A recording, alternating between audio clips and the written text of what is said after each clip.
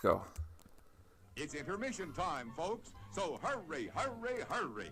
Step right over to our refreshment center for the most extravagant array of refreshment goodies ever assembled under one roof. Enjoy breathtaking, mouth-watering goodies, everything from a snack to a delicious full meal. At our refreshment center, you'll find a large variety of goodies to satisfy your hunger, your thirst, or your sweet tooth. So hurry, hurry, hurry. Visit our refreshment center now. So, Show starts in 10 minutes. so I debated whether to include the 10-minute deep fried intermission sequence, but I think it's an essential part of the experience.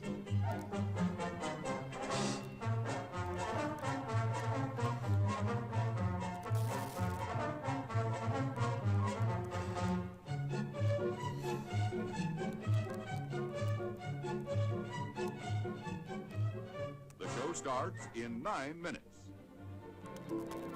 Look at him go.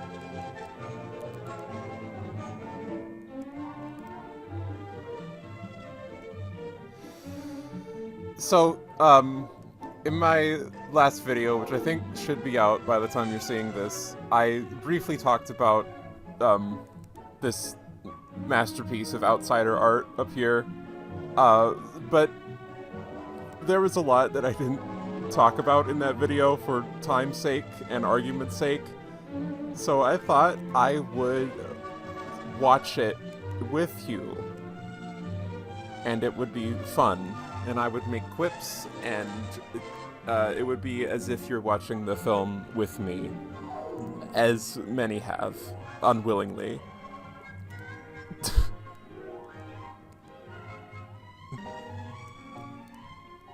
The show starts in 8 minutes.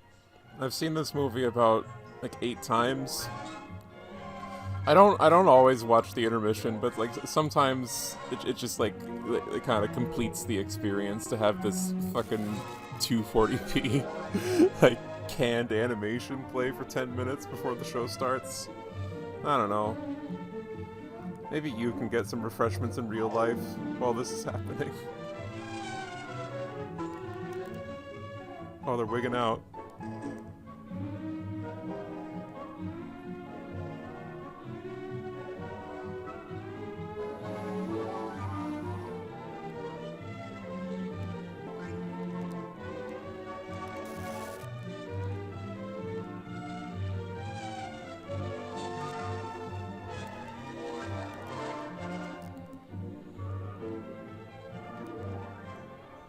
The show starts in 7 minutes. Oh, does it? Oh, this is my favorite part. See, it's like it's a hot dog, but it's also like see it's like also like it's a dog, you know? Look at him go.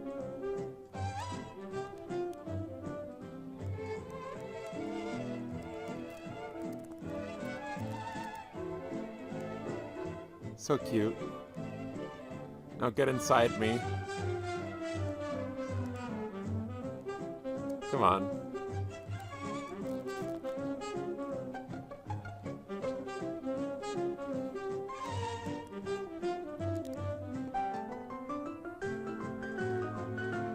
There we are.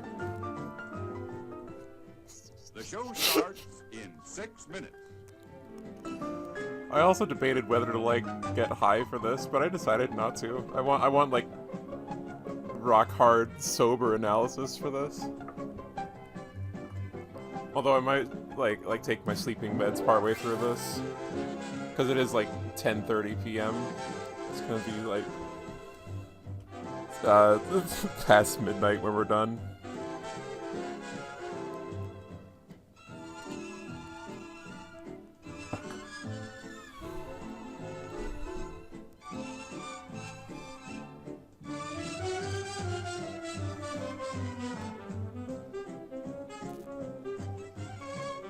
Me when I'm a cup.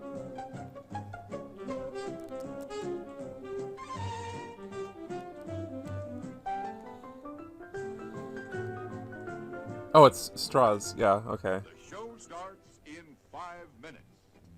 So we're halfway through the intermission now.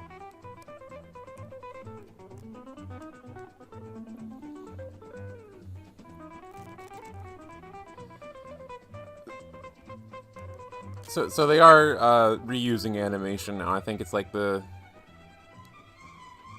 same 5, just play again.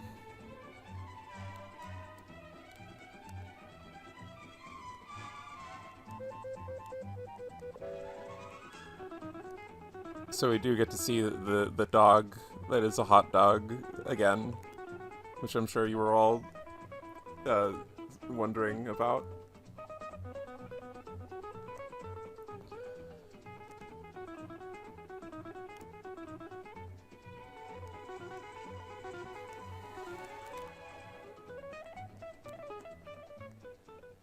The show starts in 4 minutes. Yeah, it's these guys again. Fucking almond joys, whatever. Looks like eyes. Looks like they have eyes. Like, this is fucking analog horror up in here.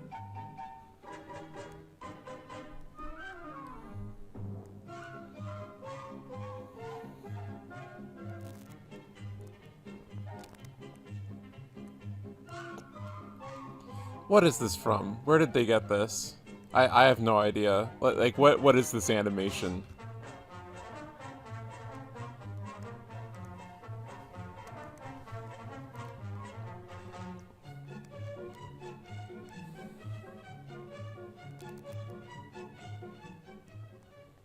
The show starts in 3 minutes.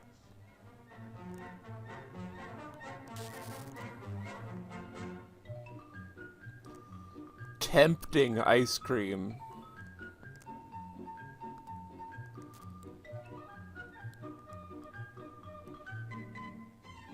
This ice cream is tempting me.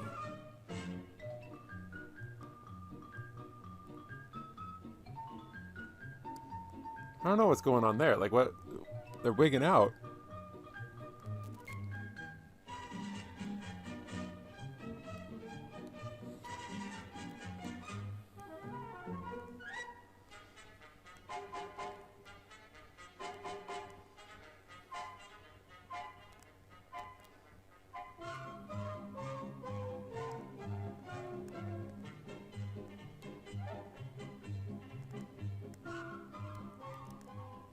The show starts in 2 minutes.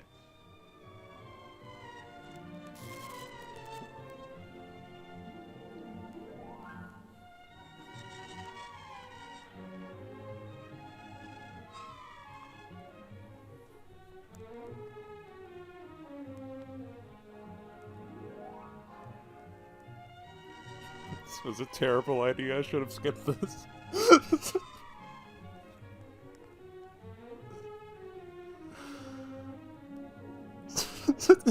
It just keeps going. Me when I get a pat.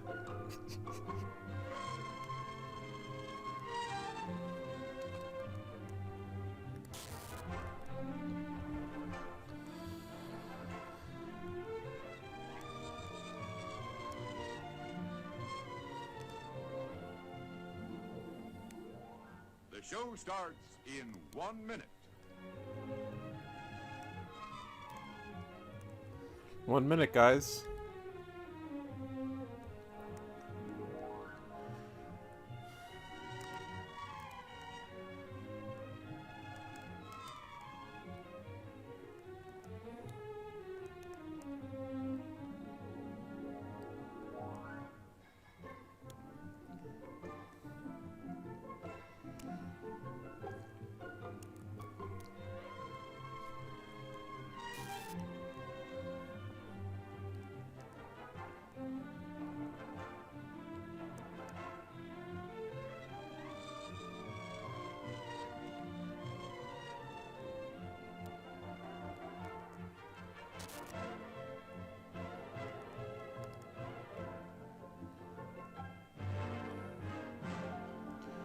And now, on with the show. On with the show. Except it's not the show. Um, Please be quiet and courteous. these folks have committed hard to a genuine home theater experience. So now we get like this very clearly cam ripped audio, and then an assortment of trailers. And I never skip the trailers. The trailers are a very important part of this experience.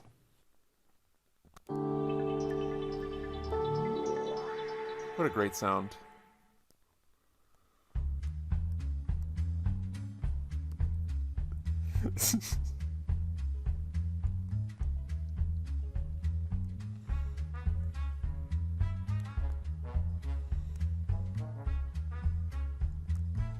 A familiar tricolor cat.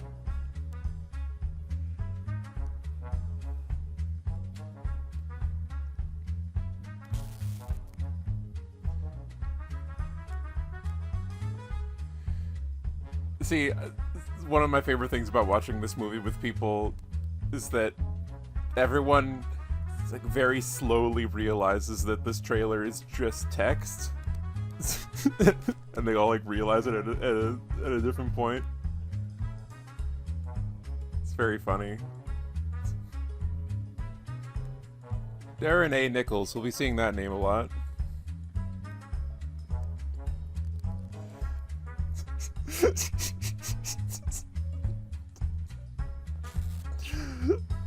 Of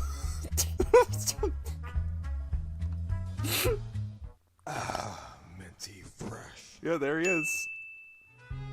That's the familiar tricolored cat. It's Danny Cat, you know. Danny Cat is actually has a cameo in this movie. He appears in the background near the end. I'll point him out when we get to him. Notably, he has 4 colors, not 3.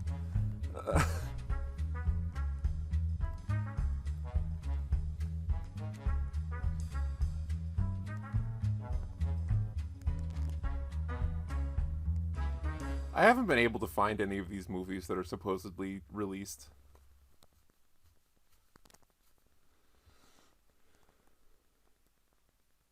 Oh, there he is. Our guy.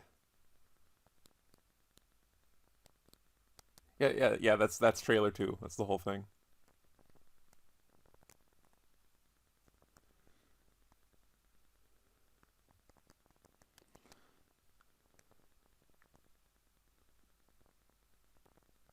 Four boys, one group. Introducing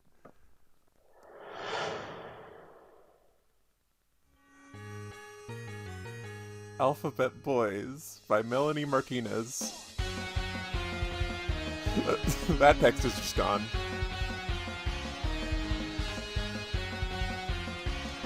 Ben.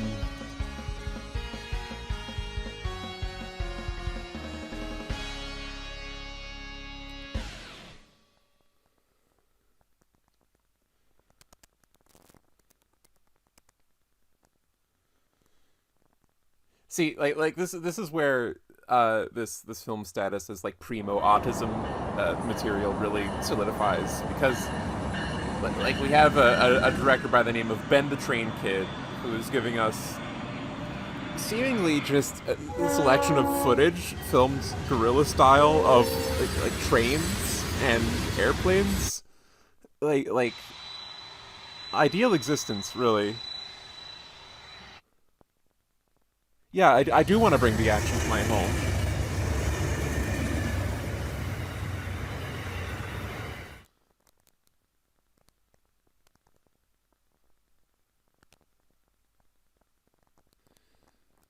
Like just to be clear, like going forward, like I use autism in a neutral to aspirational way. Like honestly, this is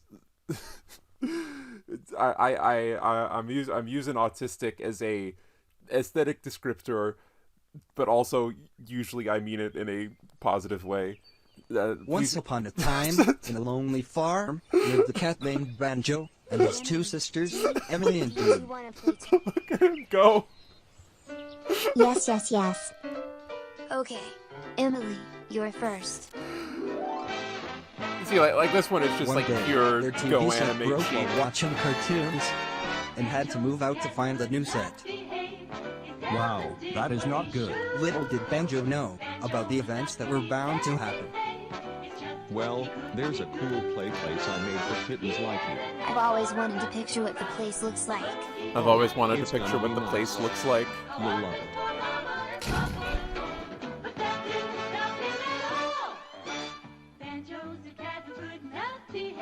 That big brown cat is none other than Rocco. Based on the classic short film by Don Bluth, comes Which a story of one? courage, romance, and survival. Survival. Can't find any switches. Fredbear Studios presents a Pip-Pip Enterprises production. Banjo the Woodpile Cat. You have exactly 1 minute to fetch me a switch. Why is that the end of trailer sting? You have 1 minute to fetch me a switch. Is that funny? Is that a funny thing to say? I don't get it. I've heard Alexander Baby was suffering just like how Pip was. Okay, this is the part where one of the director's OCs comes to tell us not to bully him. And honestly, every movie should open like this. I want to go see Beau is Afraid, and before it starts, the girl from Hereditary comes up on screen and tells us to not be mean to Ari Aster. Not only Pip needs support, Comedy Mix does. His drama has got to end. His drama has Just got to because you end. don't like his content does not give you the right to harass them.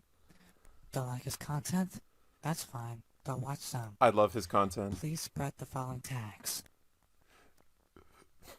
3 hashtags.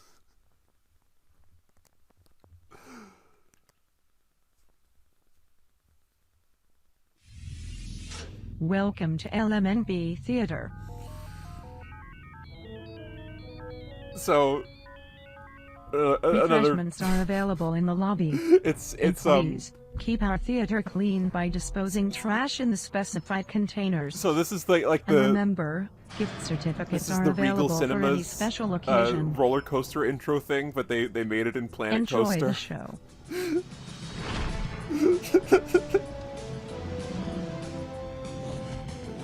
It's so good. And they do the popcorn by just having like one pyrotechnic explosion right there. Excellent. And then they just steal this shot anyways. So like why did they make it in Planet Coaster? They're just gonna steal this part anyways. I don't know, but it's very compelling to me. Okay, so here we have some more information on the issues that supposedly happened behind the scenes of this movie, which again, I won't be getting into for reasons stated before.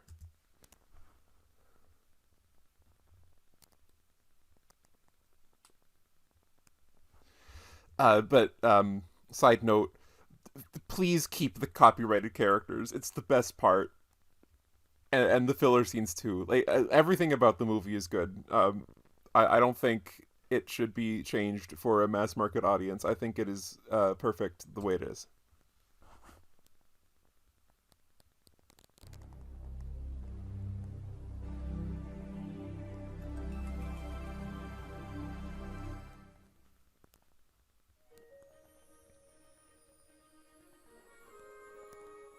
Oh, he's pondering.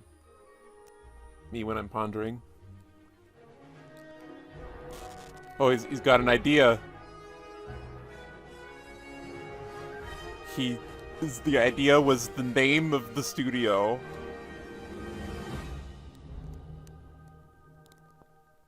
Excellent.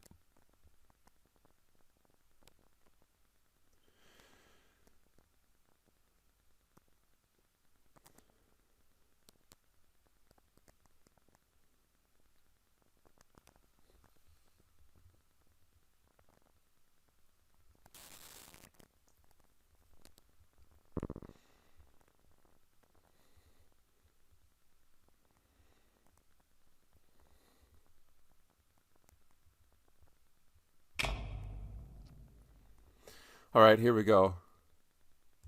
This is Finto Stenson. He's voiced by one of the directors, who also voices like half of the other characters as well. Unfortunately, um, he has the most difficulty speaking out of any of the voice cast, and it is very difficult to tell what he's saying. Although, like, he does become more legible later in the film, and also, in like the season 2 episodes that I've seen on a different YouTube channel, I think he like gained a bit more flexibility with his voice throughout this production, but it's very rough right here. He just speaks to us normally, no distractions whatsoever, and I still do not know like what the hell he's saying. So if it eventually, like, I want to like get some heads together and transcribe this entire movie, like make a subtitle file for it or something. I don't know.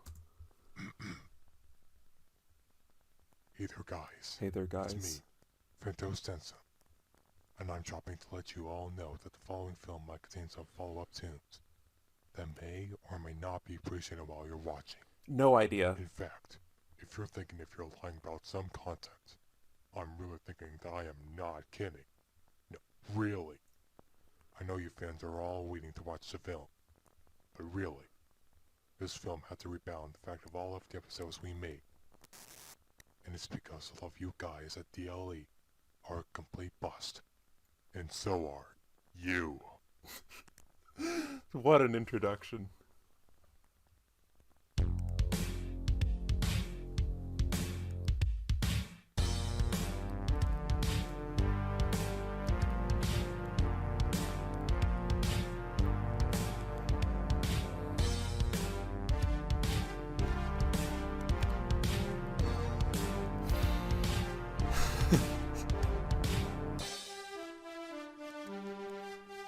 This is the Rodfellows.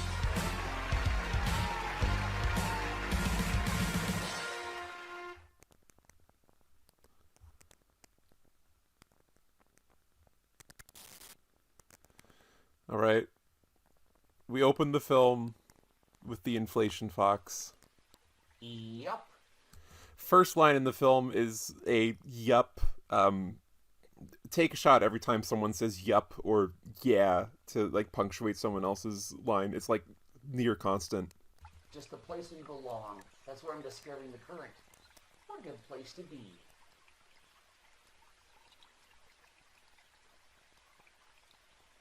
Boy, I can see where this is going. So far, I'm getting the hang of it. Totally worth it. Oh, hey, Pinto. Hey, Finto. Oh, hey, Cody. Can I sit down here? Can't be missing out on other things.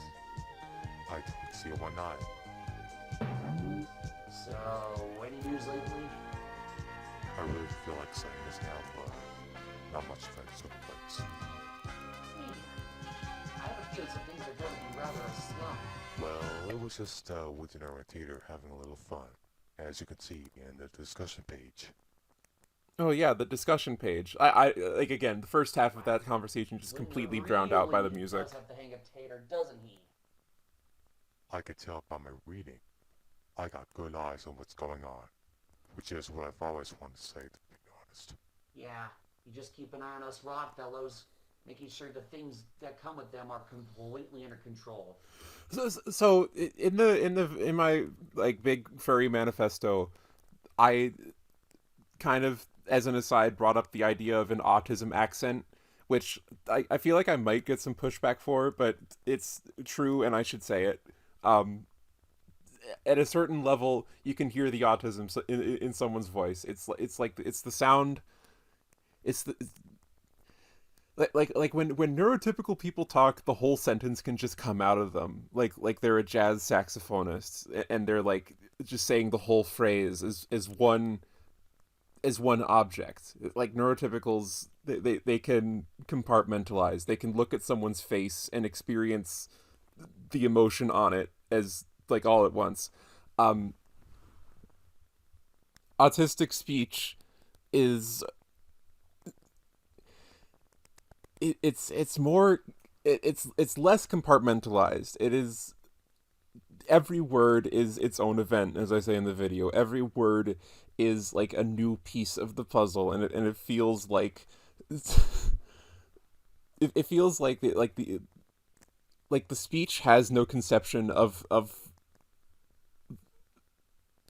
the speech is not, they don't talk with words that have conception of the words that come before or after. Like, the words they speak are not aware of the surrounding words, and as such, like, every character in this movie, in their own way, has a like a staccato manner of speaking, where neurotypical people are able to speak in a more legato fashion. I'm sure you can hear a bit of it in my voice as well. I don't try to hide it anymore. Yes. Not out of. Just under. Right. Anyways, I wonder where that sound is coming from. You know it. It's from the kitchen. It's from the Go kitchen. check and see. The kitchen. You got it. Such a good way to say that word. Hello there, big boy. How you doing? All right, this is Hash Brown. Her microphone is twice as loud as everyone else. And she's the loudest character in the show until they introduce Jimmy, who is twice as loud as her. It's very funny. In the season 2 episodes, Jimmy and Hash Brown both have better microphones, and it feels wrong. You cooking? You'll see, and you'll like it. If it's something that I like, well, I'm getting even hungrier. Heck, I know you eat a lot of food, don't ya? No questions asked, I do.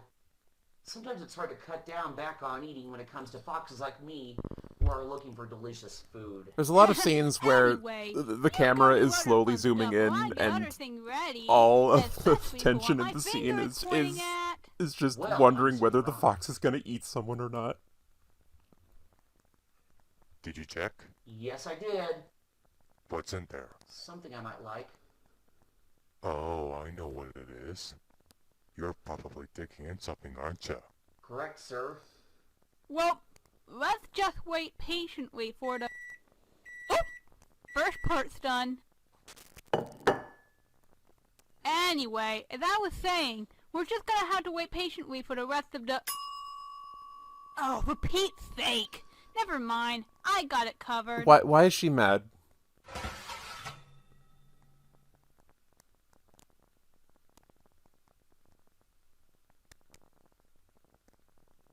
Eh? Don't you want to eat your food? Well, of course, but do you mind if I eat them in the living room at Finto? Well, sure. You can eat them anywhere. But just be sure you bring your plate into the kitchen when your plate is empty, and after you dug up all your food. Makes sense. So, you want to watch Huck with me while you eat? Yeah, because eating them at the table is kind of boring, so that's why I want to bring in some entertainment while I eat. Like, that pause between the so and because I want to bring in some entertainment while I eat. That's the autism. That's the autism coming through in the voice. That's like, I'm right about this. And I will be taking no questions at this time. That seems fair. Yup. Yep. Well, you never know what'll happen next. There may be some, but I don't know what. Yeah, we may not know what we are doing, but we are doing something. We may not know what we are doing, but we are doing something. Well, you could say that. It's just our boredom, and we like to do something fun and all that whatnot. And all that whatnot. Hey guys. Okay, this is Alice. She's voiced by the same actor as Finto through a voice changer. And he's more legible when coming through her. Ah, well, look who's here. I thought you'd never come. Well, I was just expecting some activity coming out from you guys. Since I'm part of the gang, and we are working together. Okay, here I go. Oh, HB! I didn't see you there. Well, lucky you. Oh, I didn't see you there. Well, lucky you. I'm here because you're expecting me to stick together, eh? Correct, my lady. And holy... Cody? You finished your food already? Yes. Yes, I did. Man, can you believe that I eat at any rate of speed? Can you believe I that I surely eat can. at any rate You of know, speed? I could say bon appetit, before I left you to food. Well, she could say it next time. Yeah, she could. Do you imagine her being a butler one day? Say what? I said, what if HB became a butler? If that does go too far on you. Well, there's a lot to describe for that question, but let's say Hash Brown is still a cook. So, for the record, the first 20 minutes of this movie do not matter. It's like all filler. Bernard? Bernard? Well, he's the same species as me. He looks Like they just me, hang out. And he reminds me of Senior Sylvester. And for one thing, his occupation is a butler. Okay, I merely get the story. Yes, that's the thing you describe about Bernard. And what else is there to say about him? Well, I was in a conversation with this Aubrey lady, and she says that Bernard serves her the right foods, and also drinks that fit her appetite. Believe me, if I went there with Aubrey, it would feel like a dinner hangout. Did she enjoy the food and drinks? 100% correct. I don't know what the butler serves Aubrey, but I gotta text her and understand. So in this conversation, we are seeing like two different sides of the autism accent. Like we have Finto with the flat affects, and we have Cody with the affect drawn from like just making a million references to cartoons in your head at light speed.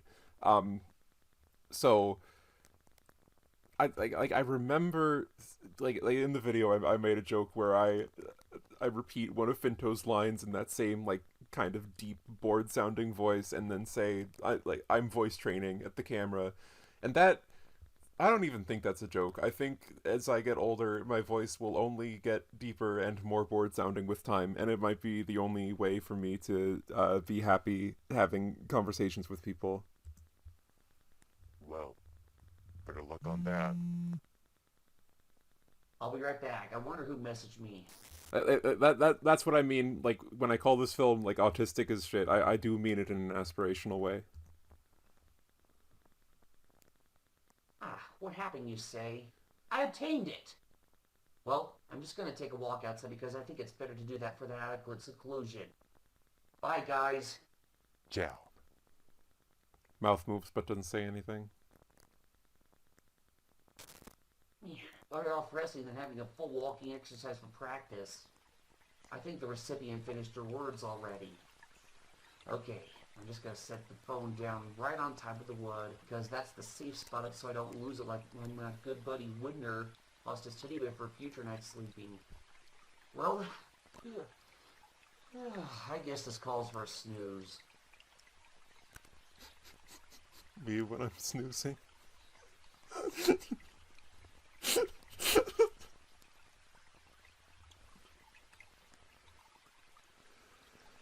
Really is a windy day. This also Finto's actor, through a voice changer. I gotta put on a jacket next time.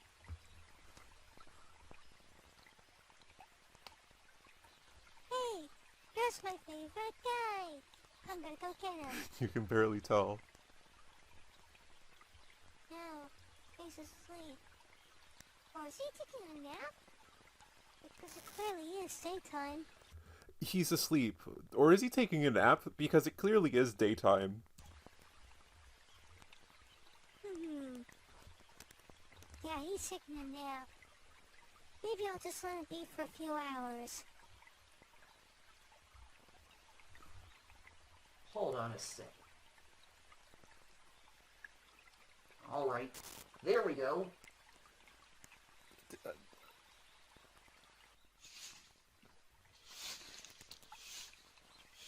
Suffering succotash! This is one tough job, I tell you. What?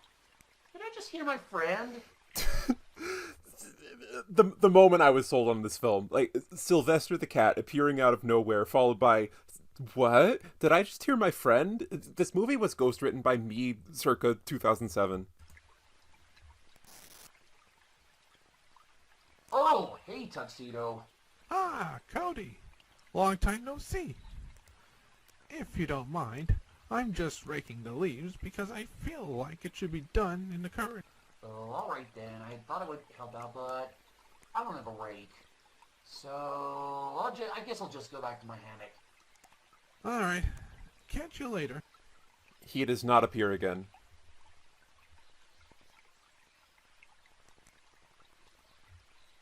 There's a lot to discover in this forest. But it sure is a nice place. There's a lot to discover in this forest, but it sure is a nice place. I know she walked out the house already. What was that? She heard me! I'm going up to her. Hey, Alice! Oh, hey. I distinctly heard you. And you knew I had out the house. And what are you doing now? It's an easy guess. I'm just having the forest gain more trees. Having the forest gain more trees. More trees? Yeah. At least, can you tell me what the point of that is? Well, I just figured that considering this is a forest, it should have more trees. It should have more trees. Well, this is a forest, so...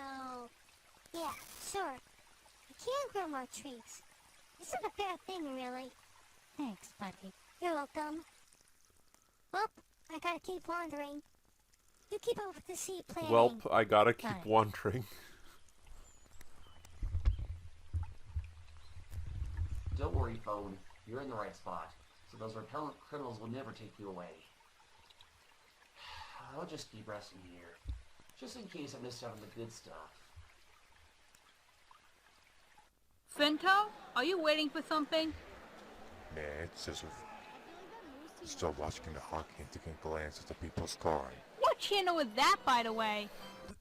Still watching hockey and taking a glance at the people scoring.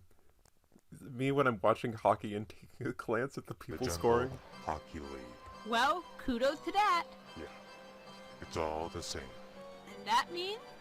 It's all hockey. It's all hockey. Got it.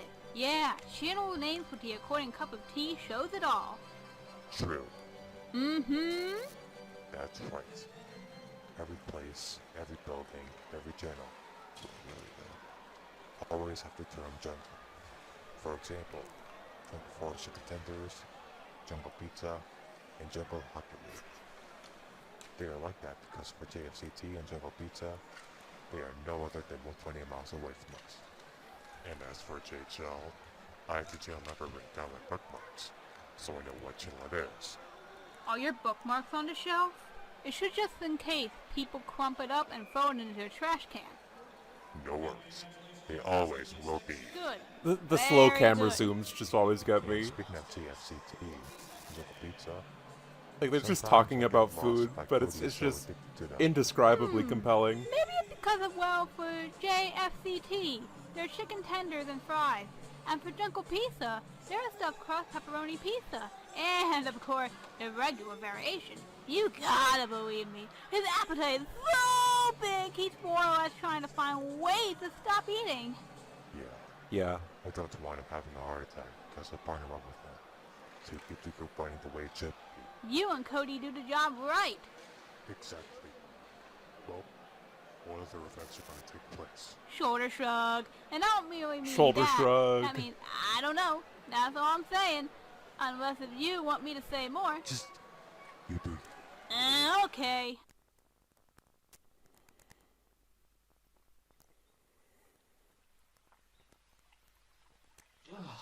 Man, what did I miss? It can't be something special, otherwise my ears would hang low and my head wouldn't be up. Oh! Phew! Good thing I didn't lose it because it would be a squad criminal who would steal it. This is why I need to proudly protect my phone from them. So this is the third You time. would just feel desperate for where your favorite object is. This is the third time they've brought attention to You his have to phone explore your and the desired possibility things of it being and then taken you by will trace your criminals, but this steps. is never Then a it goes to other threat people. that ever Like this one time, becomes apparent things got anywhere in lost the there film. He tried to keep track of where his roller skaters are going. They ran and ran away from him, but then they made a stop, which of course led him to the right path, but not really though. It was to the point where he got lost. Not only did he get lost, I also did. I tried to keep up with Finto, but eventually it didn't go too well for me. So, in conclusion, it's best to keep your desired things with you. Yeah, I guess it was just like a You PSA. feel the breeze taking place? Yep, that's right. Now is when my favorite season comes around. But I mostly like it in December, and that's where my birthday takes place too. And speaking of winter, snow actually does happen. They all cover every leaf of trees and the grass. Why? A certain little puppy like Widner likes snow too. The Parappa the Rapper puppy is named Widner. He is 10 years old. Yes, it's weird. I'll explain later. Did I just hear her talk about me? Oh boy, here he comes. I'm so happy to see him. Yup, you heard me, folks. Not only does he enjoy the snow, he also enjoys them when he's wearing winter clothes. Not to mention, I do like to team up with Fidge and any other sort of snowball. What? Something just... Oh. Hey there, buddy. So this is Widner's main character trait. He just, like, is inconsolably driven to grab all of the inflation characters' tummies. As... It never stops being weird.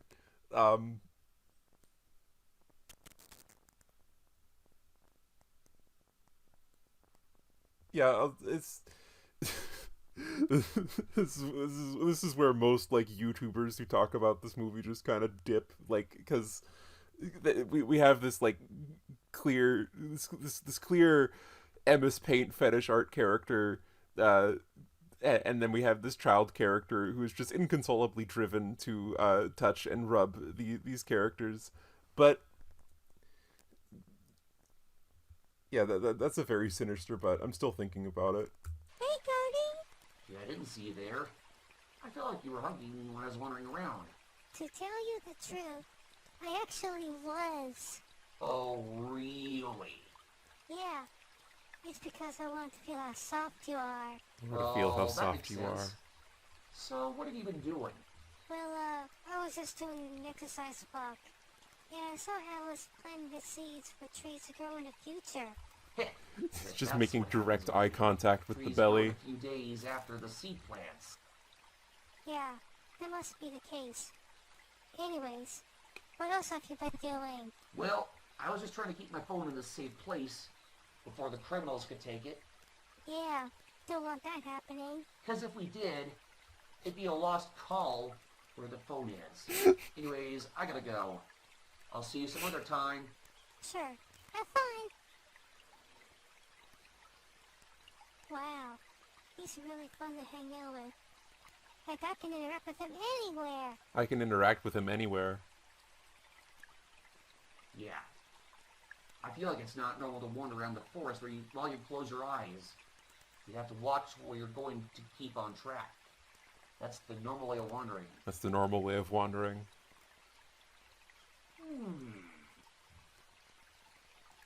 That smells familiar. I wonder where that's coming from. If it's something from a far distance, then oh well. If it's something from I a guess far I'll just have to distance, move on then to oh what I'm doing well. right now. More or less, I'll deal with something that's not special. You know what I mean? Looking for something? Huh? Oh, Peter Hashburn, how's it going? Well, something tells me you're looking for some goodies, right? Well, that's the thing I would tell you, but it's kind of different, actually. Huh? Yeah. Just wanted to do a little wandering around the forest so I could feel the minor breeze around me. My fur moves and my tie moves just feeling that. Pretty, huh? Yeah, that's pretty much happened with jungle forest animals like you and me. Everyone in the whole jungle forest are entire animals, and yet that includes the Rodfellows, because there aren't completely humans in it. But what if they are? Then the humans would maniacally go crazy I think that this they're is supposed to be talking exposition. animals like us. We know everyone's different, some can talk, some just have their own sounds as real animals and whatnot. And most of the jungle forests are mammals, and minorly some, and something else besides that. Well, here's the thing. There's some guys and gals who come to the jungle forest thinking they can be anything they want. Well, there's a few, and there's us. We have a few personalities, so this is our current one. Big Fox, Cool Wolf Lady. And there's more than one personality in me. Not just cool, but brave, joyous, bright, and caring. Although I've changed and grown to maturity. True maturity. Right. and that's what we shall call adulthood. Right now, Whitner's current state is childhood. Whitner's current state is He's trying to obtain his childhood. way to maturity. Yeah, they do, just interrupt the script to let you know that Whitner is canonically 10 years old, like, just in case you were wondering. He's getting into it. Yep. He'll always be a good boy. Good boy. He's learning and learning, and he's trying to be fully developed. You know, easy as 1, 2, 3. Don't you mean easy as pie? Easy as ABC? Easy as do, re, mi? Either one, otherwise more than that. But I gotta go. I'll see you around as always, alright? No one's stopping you. Toodaloo-hoo. That's a really good toodaloo-hoo. Well, guess it's time to do something else. Well, guess I gotta head back to the house. I'm getting kinda tired.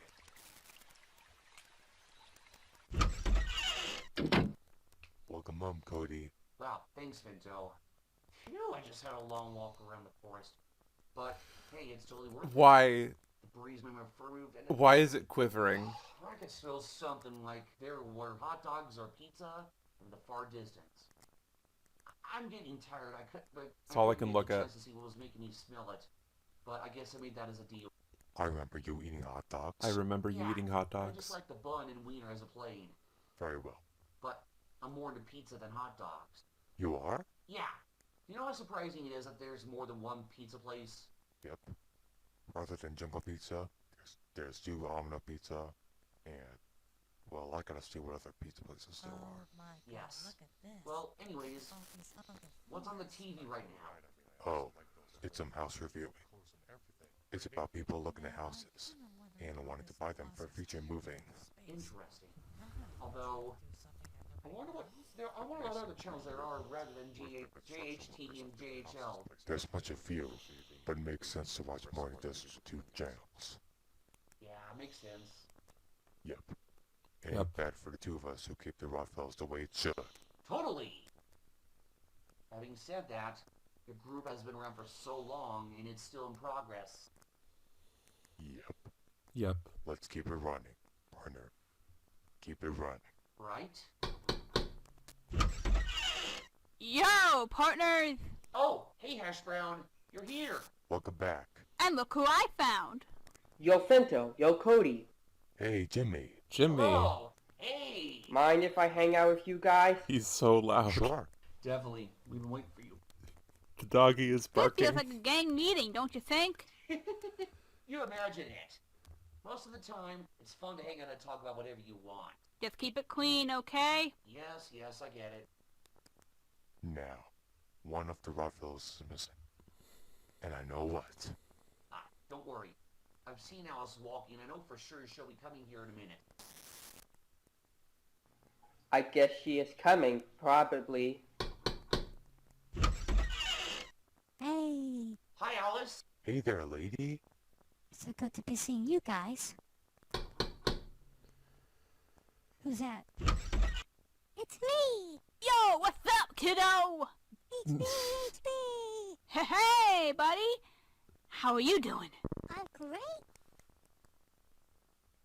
Dang, you sure love Cody, don't you? Okay, so when I was watching this with Maxine, this is the part where she just up and said oh, okay, this is pedocore, and I do like understand where she's coming from, but I think an important variable is that this character is voiced by one of the directors, and oh god, how do I say this? When you're at the level of autism where, like, you can barely tell, like, if you need to go to the bathroom or not, let alone, like, what sexuality is, or how it manifests in you, or, like, what desires you have, really. It can feel kind of like you experience sexuality exactly the same way as you did when you were 10 years old. Like, you know, like, I don't think I ever stopped feeling sexuality as just a fully compromising need for, like just to be close as possible, exactly like this image. And And I think they like there's something so like so profound about like having it just be represented so literally in this moment by just like having this character voiced by one of the directors just be inconsolably driven to touch and pet the like all the inflation characters that show up, like all of them. Like sometimes it just happens while like a conversation is going on, but like this is this is one character trait. I love this frame. As you look at the screen, it's possible to believe you are gazing into eternity. Yeah, my favorite guy. My favorite guy. I gotta say, this kid is very enthusiastic for me. Jeez, kid! You just can't get enough of Cody. My goodness. Yeah, I think his fur is really comfy. I imagine it being a feel of my new pillow. Right, and that's what you call caring. I mean, you care a lot about me. Wow, that really takes my breath away. And speaking of that, my mom bought me a new pillow and it's gonna be arrived on a ship date. Did you actually buy it? Yeah. Then what? Maybe if the new pillow arrives, I can take a test on it and see if it feels like you. You can. What if it felt like me? You just might see. I'm going to love it like my mom said. I hope so. Is your mom gonna come in the house and set the new pillows up for the bed? Yeah. She also might set him up in a Glover house. Huh? Yes. What a beauty. Hope you're going to like your new pillow when it comes. That's right. But for now, you can just enjoy with your Cody experience. Like your Cody experience, that's kind of like how I still think about sex. Like this is the sensory experience I am having with this person's body, right? Like I'm not like I sound like an insane person. I think a lot of people rag on this directing pair for like very blatantly inserting fetishes into this context, but I do think that like when you're autistic enough, kink can manifest in a very childish way, and I think it is commendable that it is being represented in such a direct fashion in this moment. I hope the shipping of Winter's pillows are not next year. Well, I told Winter's mother when it's shipping, and she said it's coming in a week. I shouldn't release this shit. A week? Yeah. Wow, that's gotta be something. Totally.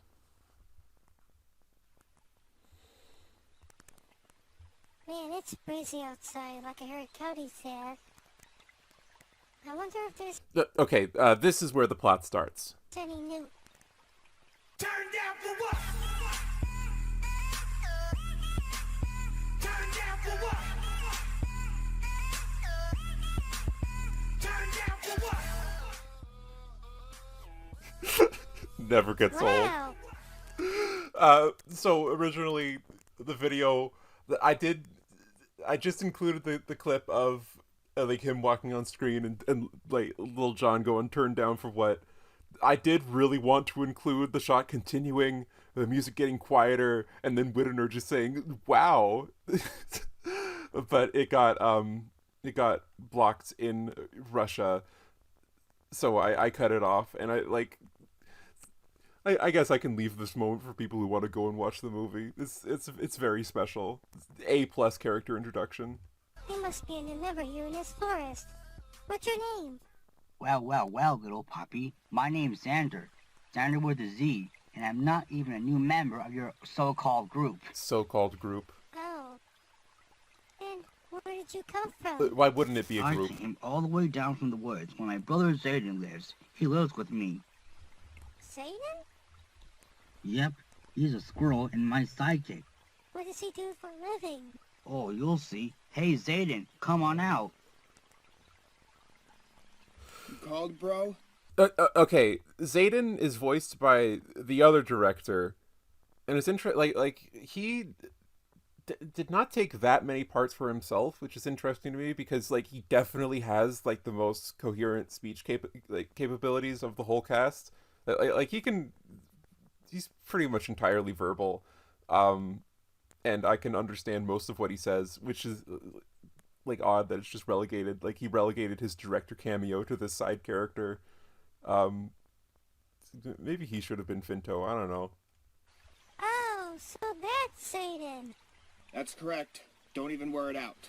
Don't even wear it out. Like the autistic tendency to like to insert even or just into places where like you're using it in place of or like it just goes because you see words more than you see sentences. Okay. So I'm guessing, you're a sidekick of Sander, that's correct? Of course I am, you little twitty pup. Really? Twitty pup? Is that how squirrels like you introduce yourselves to me? Well, I could call you whatever I want, Orange Head. Another word like that, and some of the gang of the Rodfellows are gonna hear it. LOL, I bet your brother is a greenhead too. Oh, because he wears a green hat? Come on! It's his appearance! What are you gonna do about it? Hey bro, get him. With pleasure.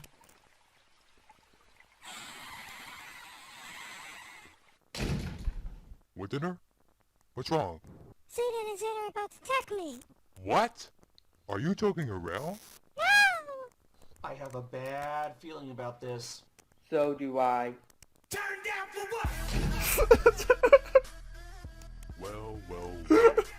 You must be Santa and Zayden. Turn down for what? Any idea that it's rude for the both of you to burst into other people's property? Okay, this does not sound good at all. What are those two doing showing off like that? Hey, Wolfie Lady, are you referring to us? You two are correct, and part of me think that you are taking drastic action on him. And plus, that purple rabbit in the red shirt looks like a Rita Rabbit wannabe. Excuse me, Reader Rabbit wannabe. Are you making fun of his appearance? Not only him, but the others of the Rodfellows can be whatever the heck they want, and no change can be something to expect. Yeah, I agree with Hash Brown on this one. So do I. So do I. So do I. Okay, listen here, Finty. I understand about your appearance for once. Good. And by the way, it's Finto, not Fenty. I have a wife and her name's Finiette. Okay, Finty. Stop calling me Fenty. Some high quality I already banter. told you it's Finto, and not Fenty. Oh, sorry about that, Finty. It is Finto, not Fenty. I am so sorry, Finty. I won't call you Finty ever again, Finty. Finty. Ha ha ha ha ha ha ha. Sometimes it seems you have the inability to shut up. Now you two have about 20 seconds to get out of our house before I call the cops. Yeah, so hurry up and get out of here if you two don't want to get arrested. Time's almost running out, boys. And I'm referring to you, Xander and Zayden. You two have no right to bully my brother like that. Yeah, you don't! There's a very interesting confounding dynamic whenever these two are on screen, because like Jimmy is kind of I think that's like a teenage actor. He does like sound convincingly like a teenager at the very least, but then having him act alongside his younger brother who is just an adult man going through a voice changer, I don't know, it makes my brain stop working. Now you two, shoo. Get going or I'm dialing 911. Oh, jeez.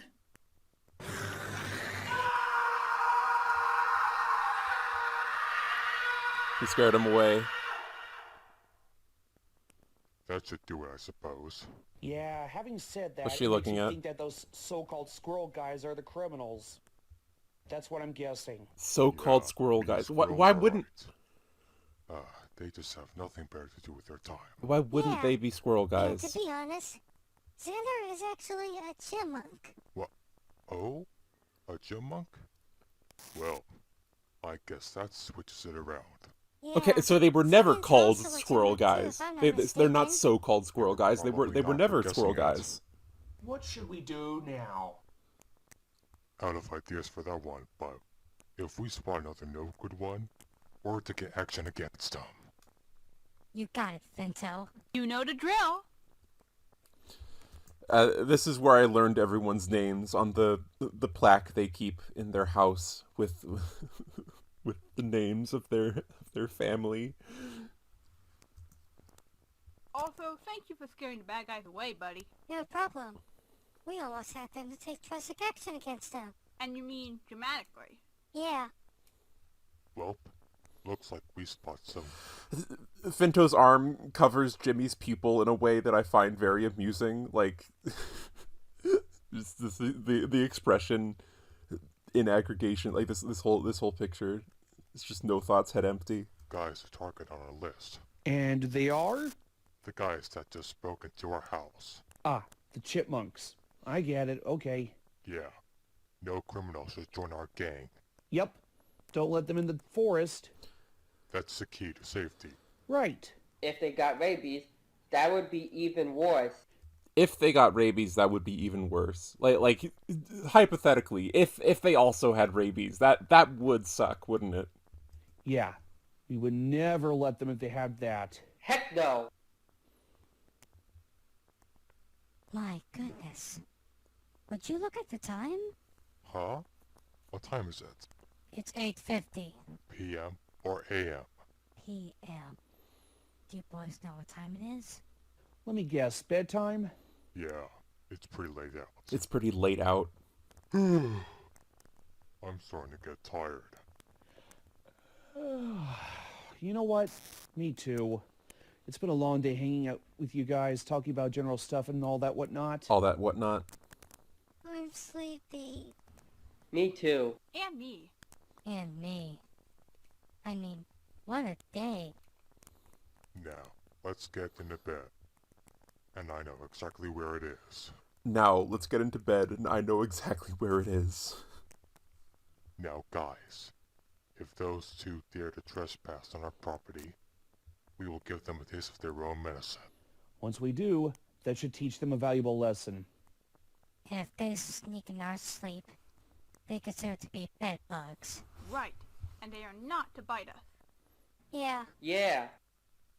Well, I guess tomorrow is another day. Mm-hmm. That's what you think, Cody. I guess tomorrow is another day. That's what you think, Cody. Had all of you guys said that? Good night. Night-night. I do realize most of this is just me like doing echolalia to the lines, but like that's like most of like the lines are just self-evidently iconic. That's why the movie is good. Sleep tight. Don't let the bed bugs bite.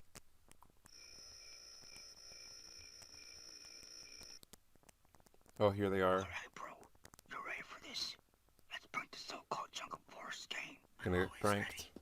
Let's go to Jimmy Wagner's player and set up a scary computer booby trap on his PC.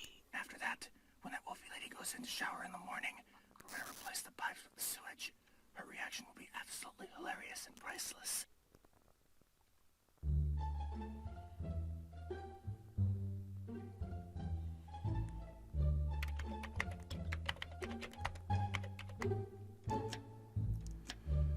See, that's them replacing the pipes with the sewage, like replacing the corner. Like that's the shit pipe. That's the shit pipe.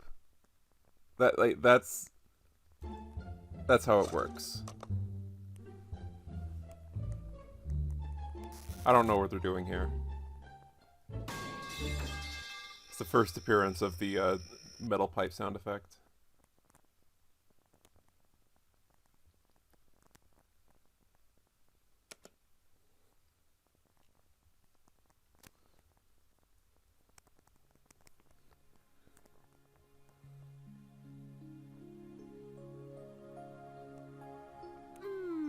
Just the right soundtrack to fit my nighttime experience.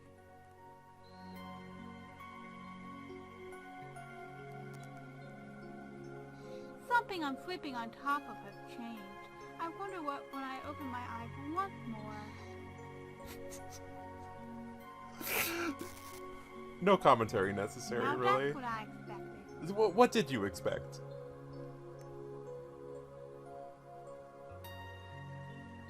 Hey there, you little beauty. My, you're so fluffy.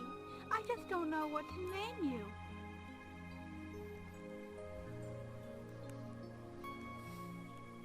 So, quick pause.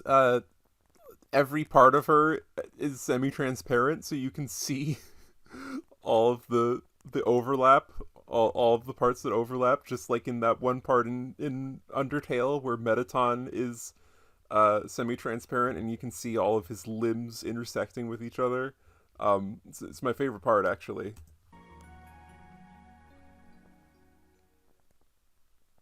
That was an outstanding dream.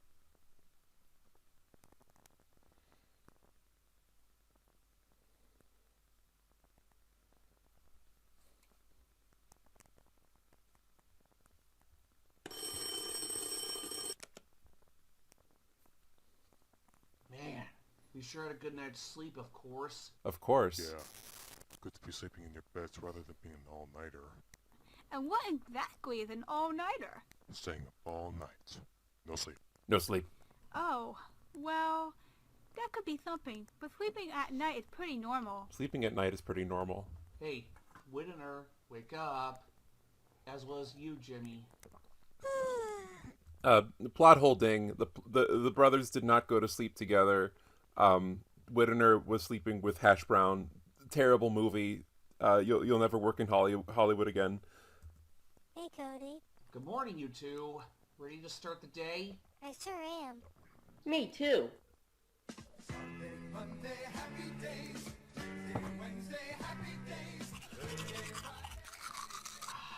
Minty fresh. There we go. That's what I look like. That's what I look like. I'm going next.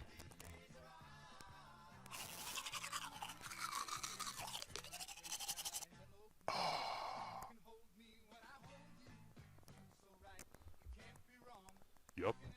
That's exactly the way I look. That's exactly. I think I've rolled this line over in my head multiple times. I think it's a meta joke. Like you can imagine Mickey Mouse getting ready in the morning and he puts his iconic gloves on and maybe he says like, "Oh, that's more like it." It's like that. Like now Finto has his iconic red polo shirt on. So that's exactly the way he looks. Like now Cody has his iconic tie on, and that's exactly the way he looks. I think that's the joke that they're making. This movie like really makes you work for it. It makes you think. I gotta go shower. Oh, right. I'll just walk out of here and watch some more hockey as needed. More hockey is needed. What the? Ew! Is that sewage?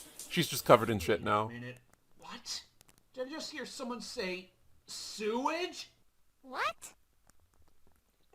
What's happening? I don't know.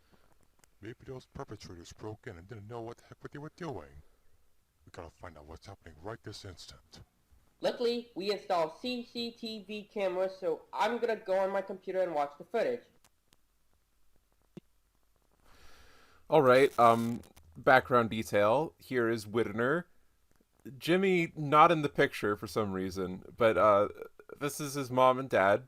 His mom is Reba McIntyre from The Fox and the Hound 2, and his dad has a very large tummy. So what I'm saying is I want to go back in time and show this to Sigmund Freud.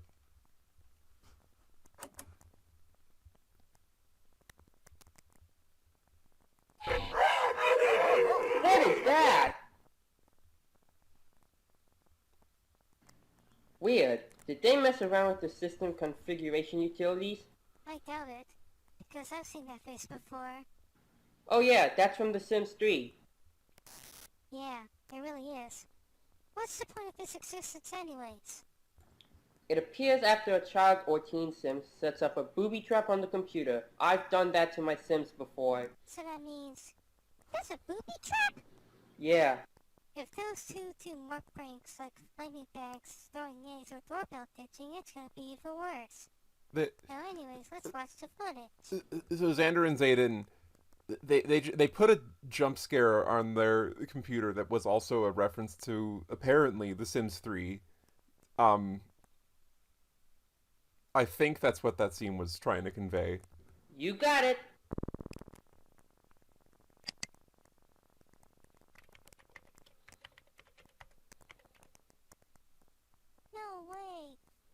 Is that who I think it is? You guessed it, the chipmunks are the ones who really did this in our house. Have you found out who caused all this? Well, look at the screen.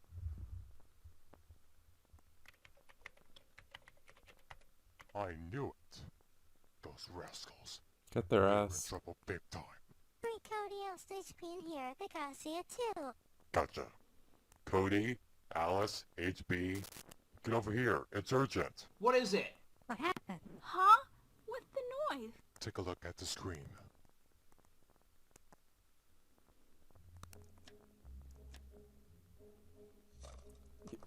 Yes, the camera they use to record themselves shitting every day. It's very important to have in every household. Those idiots. They've made no good changes to our house. Oh!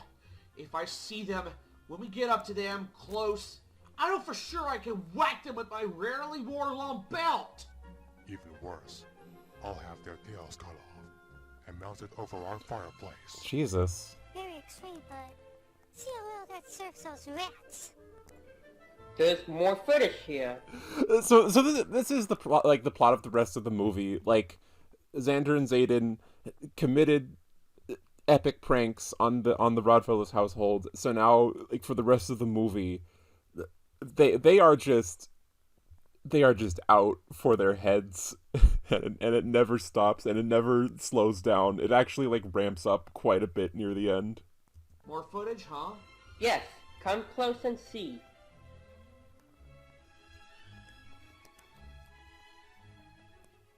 Now that is just loathsome. Metal clank sound effect. Really? I'm speechless. Me too. Putting Legos on the floor. Do you know how much it hurts when you step on those Legos? Yeah. Those were my Legos that they put on the kitchen floor. It hurts worse than the time I hurt my back. And I know how bad it felt when you were trying to express yourself. Legos, one thing that all 7 levels of autism can relate on.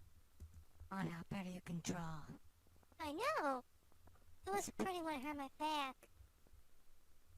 Yeah. Any more footage from there? No, not my breakfast. Ah, great. How am I gonna eat more food when I'm hungry? At least they didn't use super glue. They glued the That's way fucking worse. fridge shut. Yeah. No super glue when sticking objects together. Correct. I think we better go confront these two. Yes, let's do this. I'm with you, Finto. Me too. Count me in. And don't forget me. Yeah, that's a pattern. If a character is on screen, they must opine. Like, and if not that, like the sentence must be passed between them like it's a ball. Like, it really was like written by ghost written by me in 2007. It's uncanny.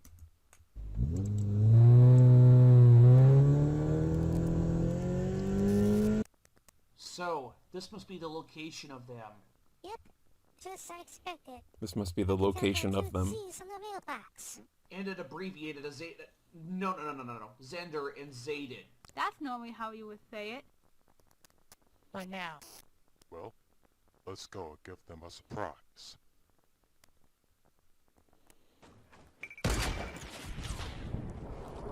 Me when I'm gaming with my bro.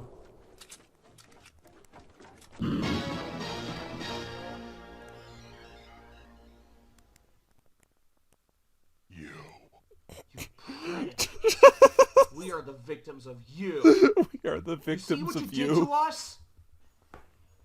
We would like to talk about what you've done to our house. Do you have anything to say? Welly, welly, welly. This is what you all get in the retaliation. Are you both serious right now? Do you have any idea how much money our stuff has cost? And since you two glued the fridge shut, I can even make breakfast now. And you two made sewage go in the shower. Yeah, she's still covered in shit, in case you forgot. Yeah, we even heard hash brown from behind. She was disgusted when she never knew there was sewage coming. She was disgusted And now you when glued she the never knew fridge there was door footage shut. was coming. How on earth am I gonna eat some more food? What were you guys thinking?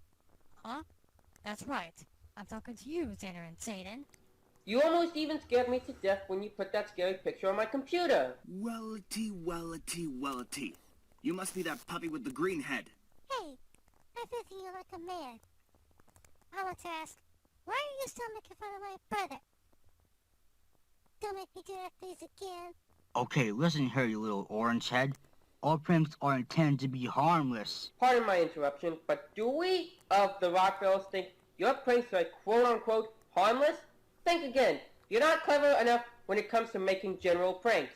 You put a bunch of Legos on the kitchen floor. And you know what else? Those are my Legos. My Legos! Yeah, you know better not to put that bunch of Legos around the kitchen floor like that. That's not the walk of normality when you do this. That's not gonna help your situations any further. And guess what? What? I was also the one who put the wad of toilet paper in the toilet and stuffed it onto the drain. Now it's gonna clog and overflow if anyone dares to flush it. Say another thing you did and I'm kicking both your butts. Oh shoot, we better run. Stop right there!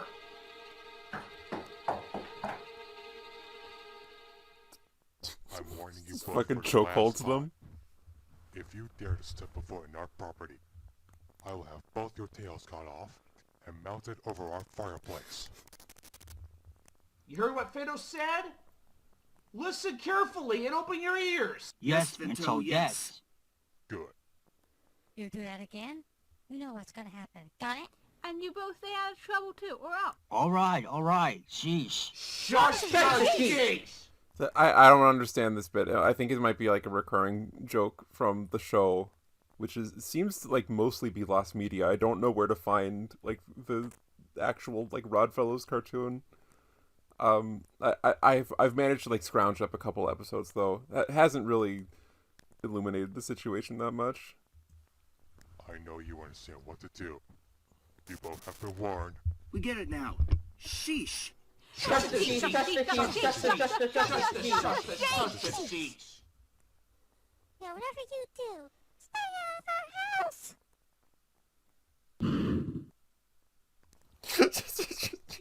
Just all leave with a blank smile on your face. That was a tough one. Oh, was it? Was it a tough one? I hope they learn their lessons, because now the interior of the house has a very bad change. I don't know how we're gonna get back to normal. I have an idea. How about we give them a payback? Again. We can give them an error on their game consoles. Kind of like those Barney errors. Hey, it's just my work.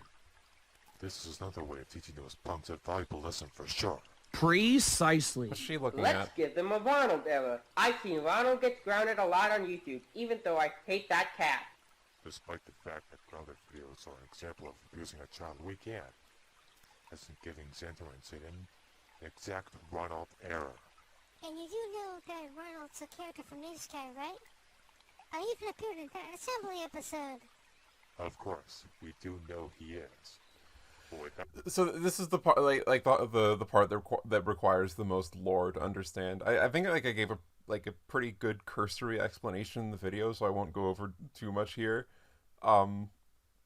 They're gonna Sonic EXE the bad guys. They're gonna like put a Sonic EXE on their fucking Fortnite console. It's that's it. That's the heist. That Ronald cat could be up to no good at times. Well, what do you even think of? Do you remember the time when he skidooed into his laptop and killed us? Remember the time when he skidooed into his laptop and killed us?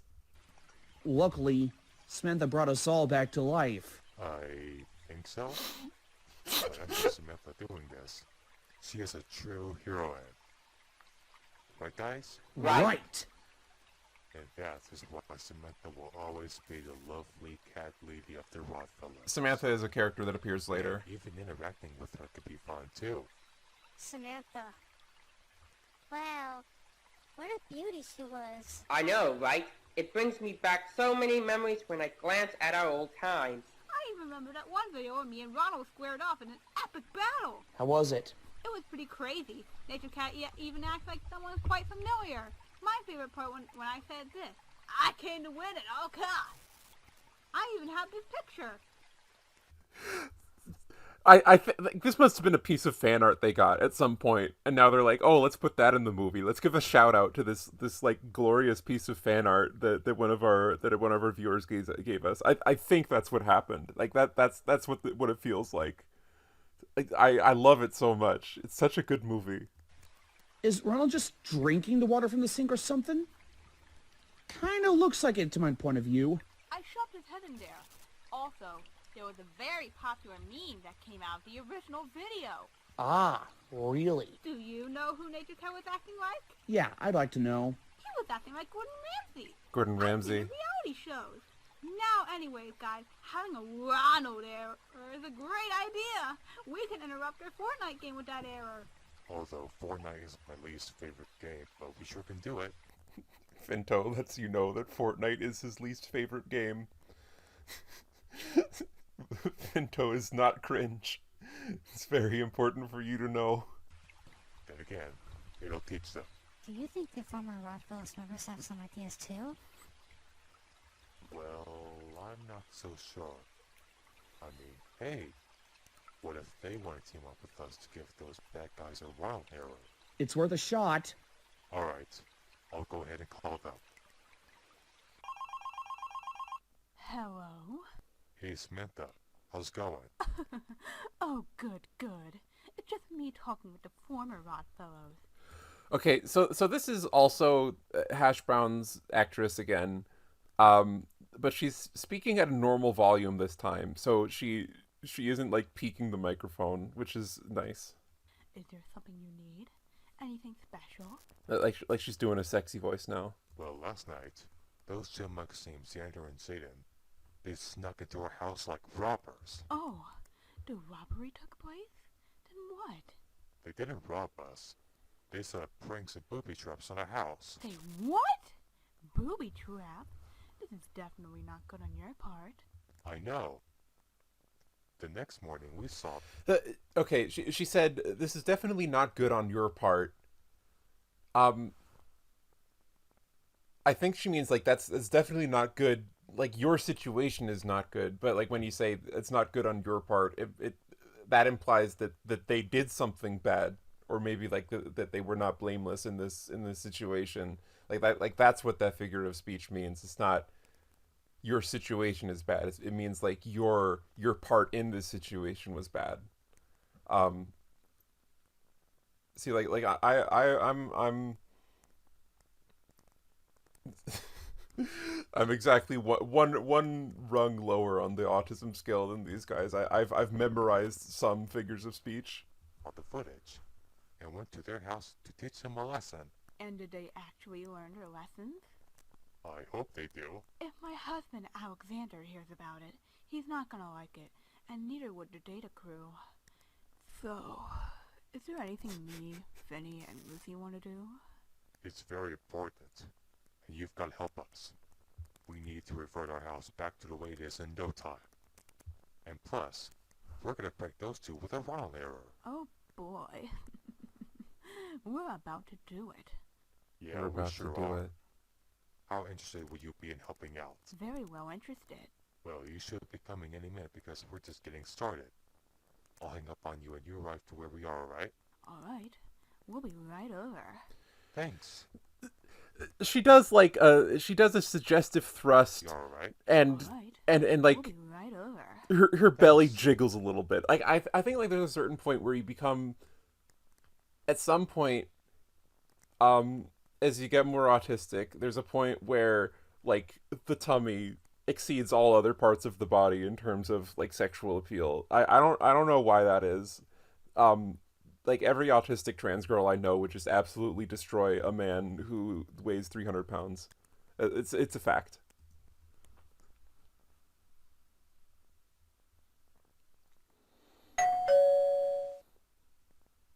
I'll get it. Hey! Hi there. Hello there. Hey, I'm so glad to see you again. It's great to see you three here. So this is Samantha. This is Finiette. That's Finto's wife, and the character who delivered the PSA about how we shouldn't we shouldn't bully the director. I forget her name, but she is the second inflation character to be introduced so far.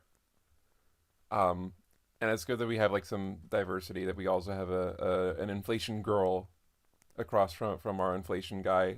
I think this movie's very progressive, actually. We're here because we need to get our house fixed up. And we have to set up the Ronald era. Who has this disc for the Ronald era? Samantha? Do you have it in your purse? Yes. Here it is. To disconnect whatever device or gaming console someone is using. It just might work. It just might work. Like they say that a couple times. Like, it just they've heard people say that in movies. It's they understand, like, people say that when they have a plan, but like, it just might work kind of implies that all hope is lost and you've like just been given a meager chance at salvation. Like, it just might work. Like, you're skeptical, but you're trusting fate. This is a situation where the characters are holding all of the cards. There isn't really any reason to believe why it wouldn't work. What is there to be like cautiously excited about the prospect of something working? But with uncertainty implied in might. Like that's, it just does not fit. And that's what I love about this movie. It's just like the approximate speech. Like, they've seen movies. They've definitely seen movies, and they will sometimes like do the thing that they've seen in movies, but they don't quite know why. Oh, I hope it does. If so, then we're about to do it. Yeah, and then we can get everything back to normal. Shortly. I could put this into my laptop and send the error to Xander and Zayden's gaming console. Do you know by any chance how this is going to work, Finto? Follow me and I'll show you. All right. Okay. First, I will insert the disk into my laptop. It will give me options on who to send the error to. Luckily, it shows the gaming console that Xander and Zayden have. The option of... Wait, the console of Xander and Zayden. Oh, yeah. This just might work. What's gonna happen next? This just might work. You might know very well about the thing already. You know that part? This just might work. Like, as they see it working in front of their eyes. It goes, don't turn off your system or I'll get mad, right? Of course I know that. There's an option that says turn off the system on there. Wow! So when you click on that button, it turns off CZ's gaming console power, right? Yep. And when the screen comes back on, they will get scared. That's correct. They'll pay the ultimate price. Exactly. When they see that error coming, they will be going nowhere with the computer. They won't have access to anything. And every time the screen comes back on, the same thing will happen. Alright, let's do this.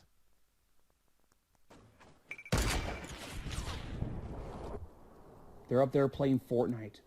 You got your laptop ready? Yes. Ready? Time to give them what they deserve.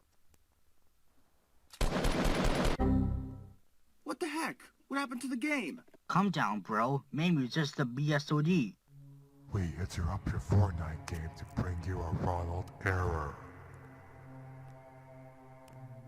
It worked. But let's keep watching. Alrighty. Ronald was pranked by Hal.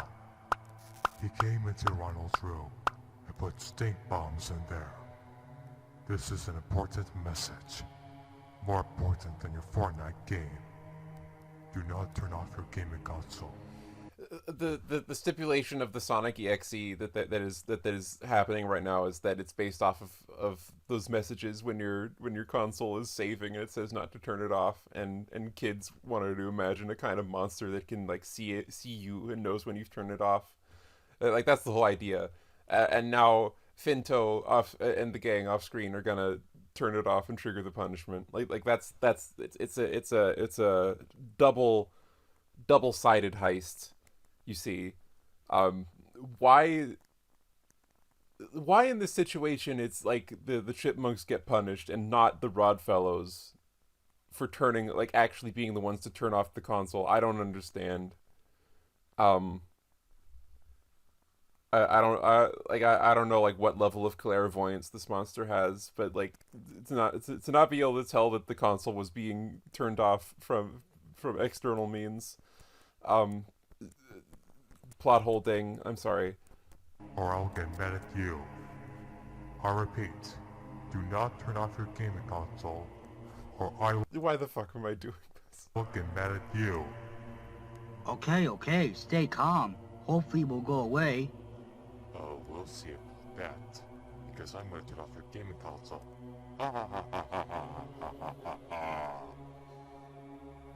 Oh, no. We didn't touch anything. Yeah, To be honest with you, They didn't touch I see anything. what happens in errors like these, especially Barney errors. When the screen comes back on, he will scare us. This is it. You both did not listen to me about turning off your gaming console. Time to destroy your house. Time to destroy your house. Who the fuck is this? Who the fuck are you?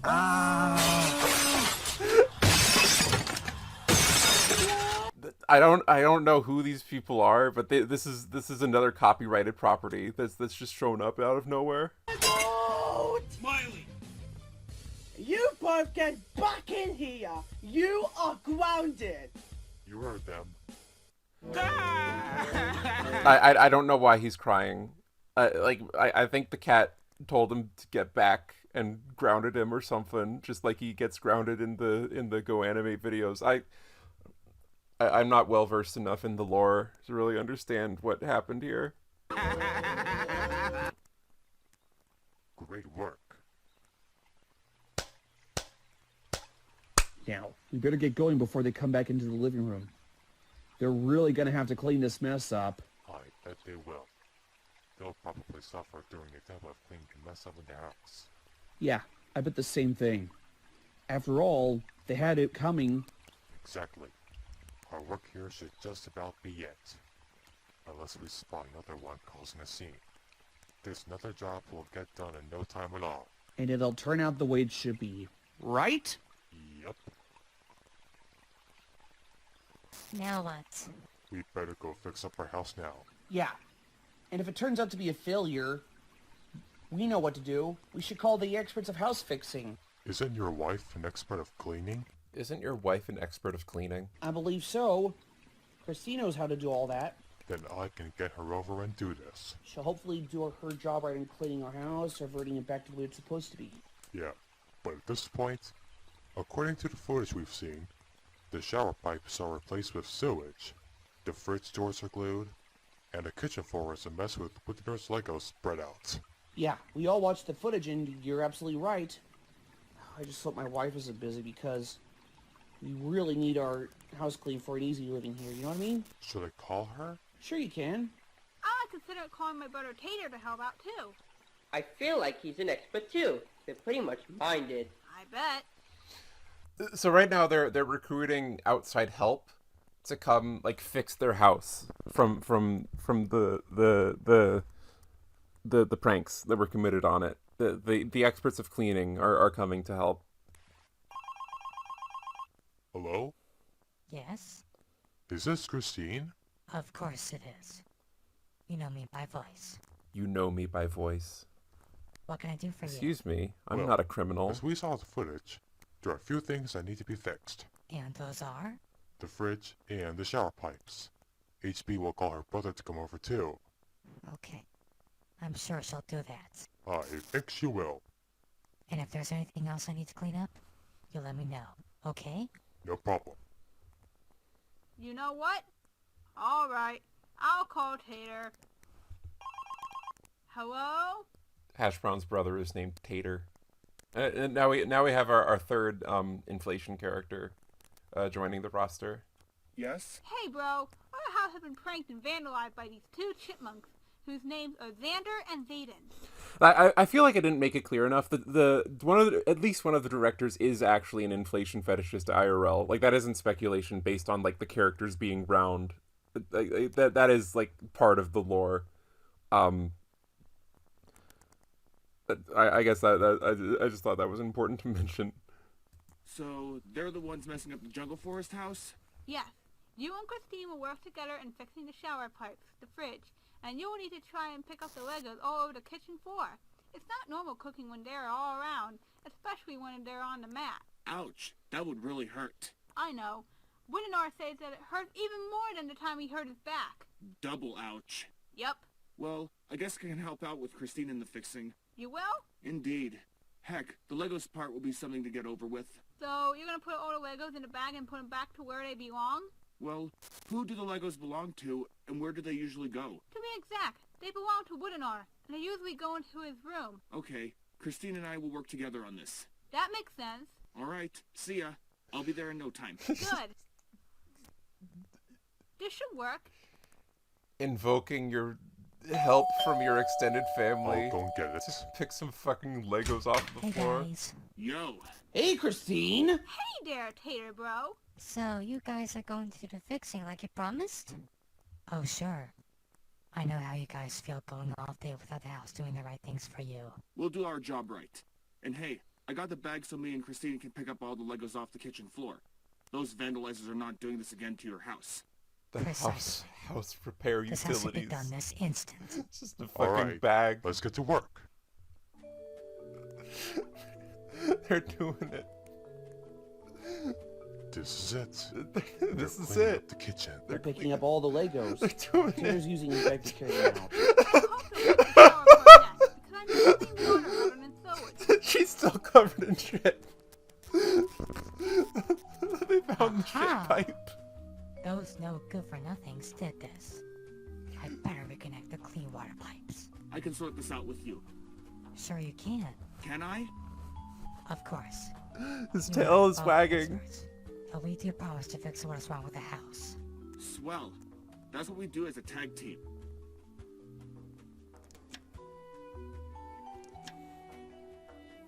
That should do it. Yeah. When my sis showers again, she'll get the right water for rinsing and washing. Right. I hope they managed to fix the fridge door. They unglued it. Ooh, I hope for sure they did. Did they? We'll never know if Finto doesn't open it.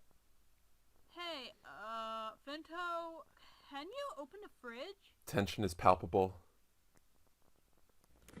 Hey, it works now. It's just fucking Dasani. Perfect. Well, when Christine and Tater come to us, I know what to say to them for doing their job right. I knew they were experts. Yeah, me too. They're so trust-building. You can have fun with them all day. Yeah, yeah. I love them so much. Me too. I'm especially proud of Tater and his satisfactory doings. He really did it. Now, my showering can be done ordinarily. Yep. Well, guys? What did you think? I gotta say, you guys did great for repairing what's fixed now. Thank you so much. Like I said, like he must have the tummy. Very indeed. Great job, you two. Our house is back to normal now. I've got a question. Do you think you two have some prank ideas? Oh, I've got one. We should egg their house. What do you mean? You already like fucking Sonic EXE'd them. Like what more do you want? Flaming bags? Hey, those are great ideas. Yeah, because if you think that giving them a Ronald error was crazy enough, these prank ideas are even more crazier. We could try them out to those, and they'll be given pieces of our minds. Sirs. Exactly. And I'm pretty anxious enough to do the doorbell fetching to those chipmunks. The score is You know settled. what I'm talking about. Tonight, Decidedly, we will sneak I over there would while say. they're sleeping and give them what they want. Yes! That would be the right surprise for them. I'm sure they'll like it.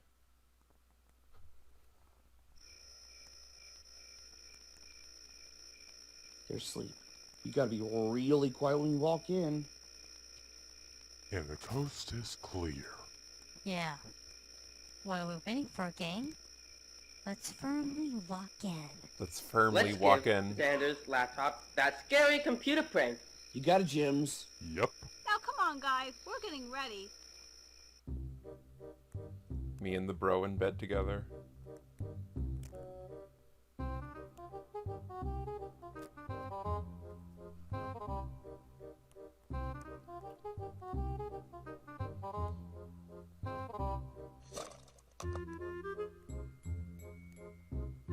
We did it. Yes. And when they wake up, it's gonna be a wild ride seeing them freak out. Especially the prank. Especially the prank. Ain't that right? Oh boy. This is gonna be crazy. You're so gonna get it. I hope so. I'd love to see the reaction to that. Hey, Finto, what would your reaction be when you see them freak out? You know? It will be indeed hilarious. Wildly hilarious. Yeah. It's gonna be thrilling. Agreed. Yes, it is. Totally. Those feral chipmunks, after all, are going to pay the ridiculous price. Right, guys? Right.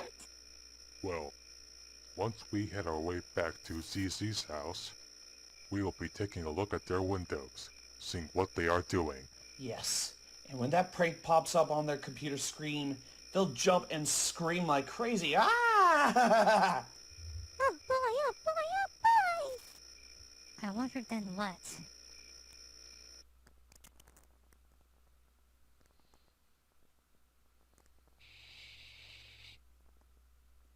Back in the house. Yet. Sneaking around a bit. Oh god. See now, like when they showed them back in the house, and now we have an exterior shot in the house, and we still hear voiceover. I thought they were doing like a sitcom Hannah Montana thing where we have an exterior shot, but we're still hearing like what they're doing, but then Alice says this. This must be what Cece's house looked like as a whole. This must be what ZZ's house looks like as a whole. They're just fucking outside. like she just noticed. Like they were just standing out. Like, oh, this must be what ZZ's house looks like as a whole. Like the fucking like sucker punch that the scene like gives you. It's such a good movie.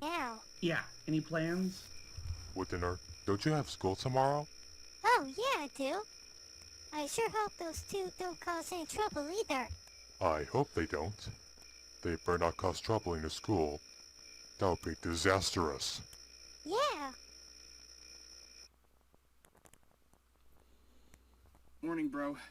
Have you even checked your emails lately? Oh, right. I should probably log into my computer and check them. This is Brogel's dialogue. What the? Ah!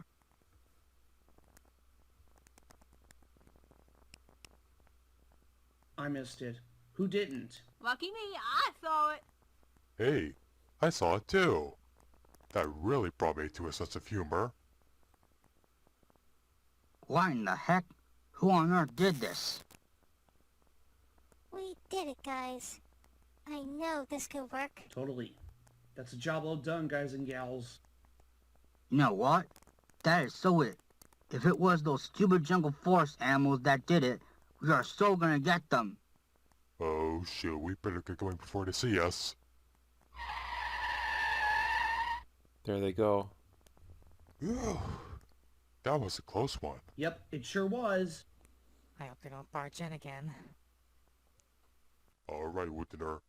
You better start getting ready for school. It's almost 8:30. Yes, Vinto. I've got it. My goodness. We really did have a great job pranking those chipmunks. Indeed we did. And I hope Woodiner has a good day today at school. School. Here I am. I'm ready. Look at him with his little backpack.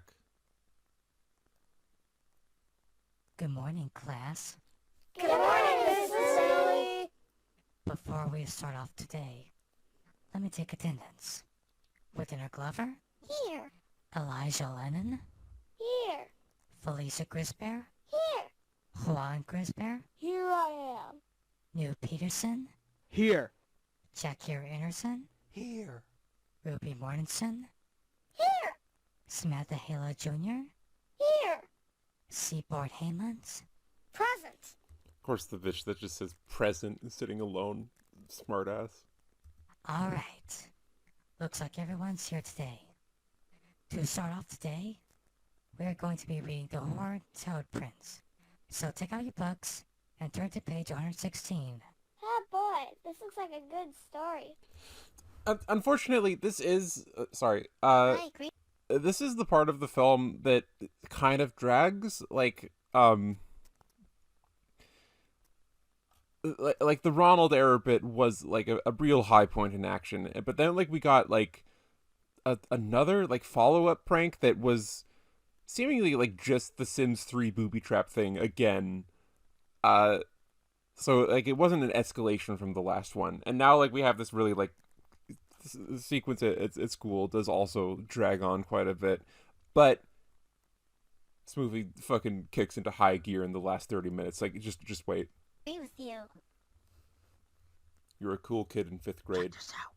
I'm gonna pull this down, and then we're gonna see all those little Jungle Forest kids come out, including the little orange-headed puppy. His reaction will be so hilarious. They're just pulling the fucking fire alarm. Alright. Who's going to read first? Alright, Widdener. You can go first. Thank you, Miss Lily. Grandpa Joe loved to play her guitar and sing while the prairie wind whistled through the thirsty sagebrush. Singing with the wind was one of the ways Grandpa Joe entertained herself on the lonesome prairie.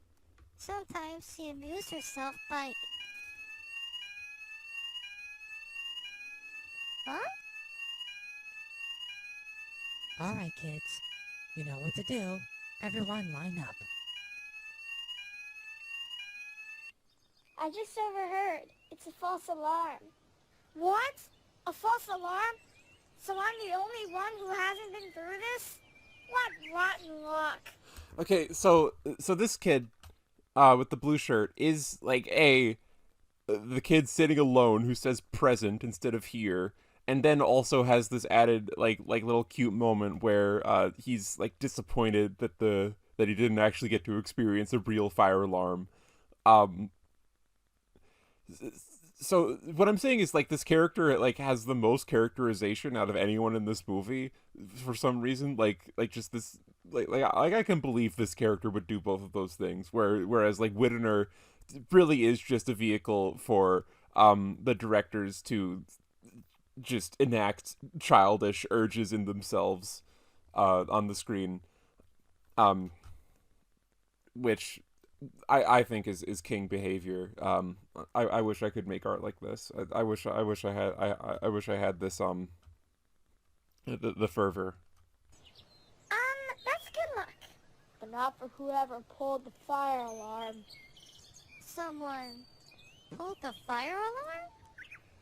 Who would do such a thing like that? Who would do such a thing like See that? all those Jungle Forest kids run? What a bunch of little scaredy cats. But we were really impressed with the firefighters. It only took them 2 minutes and 18 seconds to get there. It is really nice to know that they're so fast. What? You don't think we... See, like when you watch this film 8 times, I do like kind of like find myself acclimating to these character designs. I do think these brothers are they're pretty cute. Like look at their teeth. Like, you feel me? I think Cody is cute too. He's just an oval. I want to cuddle with him. I want to cuddle with everyone in this movie. Except for the Suicide Squad mouse. She sucks. I hate her. What? You don't think we... Ahem. Is this your pair of sunglasses? They were found underneath the fire alarm. They found their sunglasses. It was also mean to all the Jungle Forest kids who were there. We're really sorry and we'll never pull the fire alarm when there isn't a fire again. The end. Did they even have sunglasses? That's where we are. Okay. What was that even a part of his design? I feel like they might just be making that up.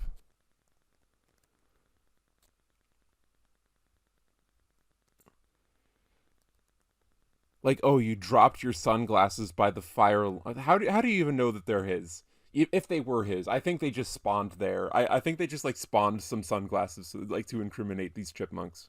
You both understand the seriousness of this offense, you two, but I've got to admit, I'm still very baffled. Okay, why can this guy talk? Who is this? Like, what YouTuber like decided to just randomly like be a part of this for fun? Like what is this just normal speaking voice guy doing in here? Like with this bit part? Like I want to know. How do I get into this? How do I get to be a part of the Rodfellows? How does that happen? Why did you both do this? I don't know. Maybe you both should talk to the counselor about this. What? But we said we're sorry. Yeah, can't you just punish us now? Well, normally a Jungle Forest kid would get suspended for something like this, but because of the circumstances, I have something else in mind for the both of you. Alright, you two. Bottles and cans go in the blue bins. Everything else goes in the green bins. And change you both find is all yours. Hey, Miss Mortensen, you missed a spot. So which one of you is gonna help pick up this stuff? How the heck do you know those guys? This character has the most unlistenable microphone quality out of like everyone in the picture. Fortunately, she does like disappear after this scene, but like I'm leaving this at the original volume just so like you can experience it with me. The Navy used to be volunteer firefighters. So, have you actually seen a fire? Oh yes. Let me tell you, being close to the flames is very scary stuff. But you know all that, right? No I don't. I mean, yeah. I guess we were pretty close, but we weren't afraid. Okay. Hey, we're supposed to put the cans in the bin, not take them out. Oh. They're cute. Really? Me when I'm in the I void. was writing a story, and this happened. Man, I never thought of fire alarms interrupting my storytelling. What can I do? Calm down, Whittaker. Maybe you can talk to your brother about it after school. Okay. Just stay calm. The rest of the day will go on good. I'll try to. This can't go on very long, hopefully.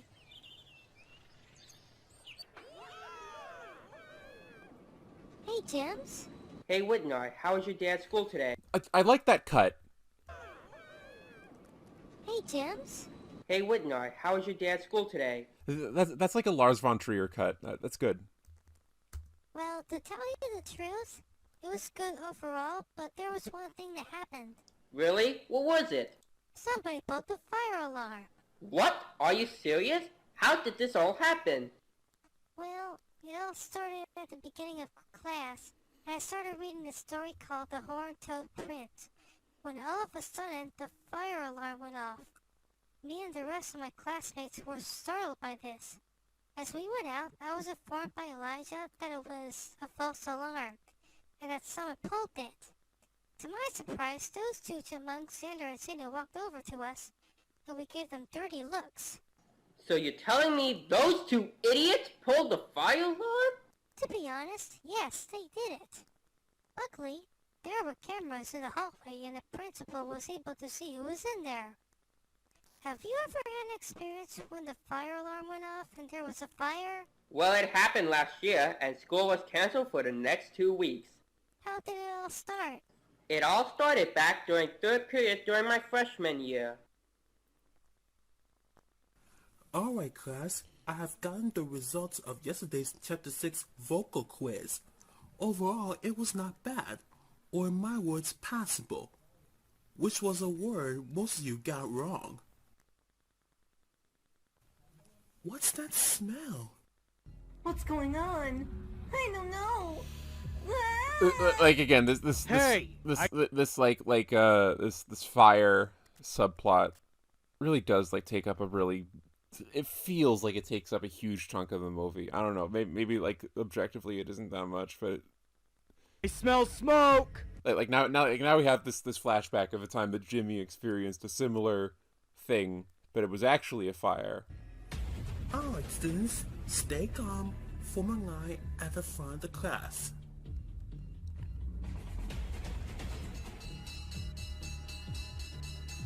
Alright? Follow me and don't run.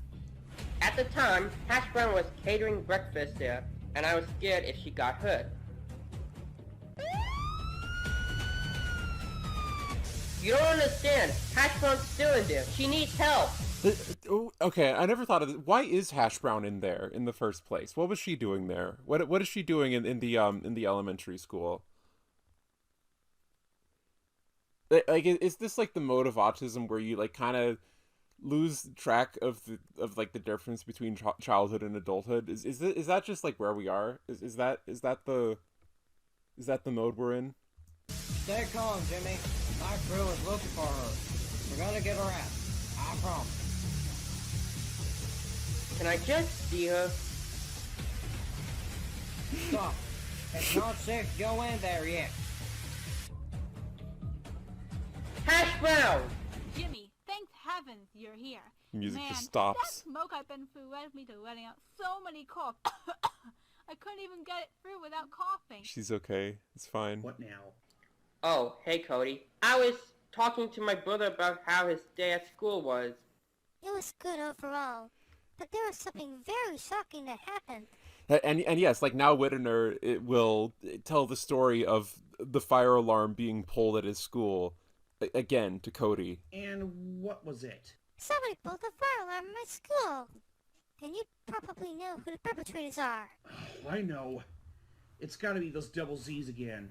Indeed they were. They came right over to us after we evacuated the building. Me and my classmates gave them dirty looks. Dirty looks, eh? Yes. What else happened?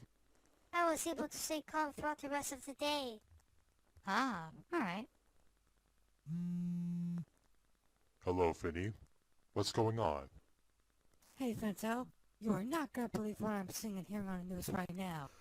Okay, now is when the ramp up begins. Like this is where this is where the film like really starts kicking its shit up. Like this is where we really, this is the beginning of the end. and none of you are ready. I barely scratched the surface in that furry manifesto video. It's What is it? Let's From fucking what I'm go. hearing, those chipmunk rascals are robbing a flower shop. I think I need to tune into JFNN to see what's the cause of it. Alright, I'll go to it. Love you, Finny. Love you too. Bye. They robbed the flower shop. Oh. They just like they all flood on screen and then teleport into the couch. Excellent. Oh, sweet cheese and crackers. Those two are at it again!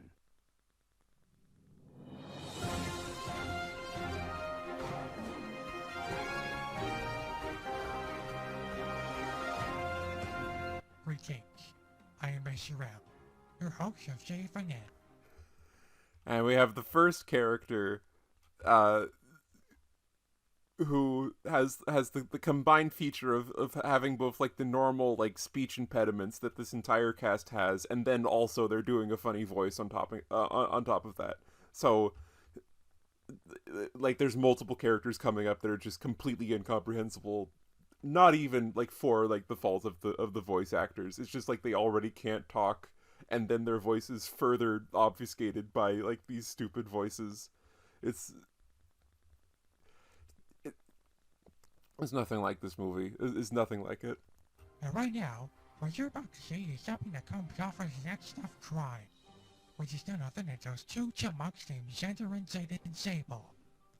As you can see, they were in the flower shop, getting things most precisely prepared for an occasion that appears to be unclear. They were picking up dozens and dozens of flowers, walking out of the store, skipping the paycheck, and driving to where they were heading to. Driving to where they were heading all to. This has been described as them robbing a flower shop without the cashier and the others noticing. In addition, the robbery took place on November 25th in Flower Boutique, also by the time the two were planning on what the participant next to me mentioned earlier. Okay, this guy, this seems like a new actor, because it's like a particular autism accent that we haven't seen yet. It's like the words just kind of keeps coming out with no regard for pacing. Like they just like keep like flowing over each other. Like he just can't hold them back, but without really any like ability to consider the whole sentence as one unit. Boutique, also by the time the two were planning on what the participant next to me mentioned earlier. Next up, we have Alejandro with us. Alejandro, what would you like to say about this whole situation? I also managed to call the police on those two rascals. And now we have Hash Brown's actress doing like the Cockney voice. But they constantly been ignoring me. Then my husband has been finding every single way to stop the shenanigans, but it barely did anything. Zayden just punched him in the face during every attempt. Those two never listened to what we've been commanding them. Man, that one there really was a rotten egg.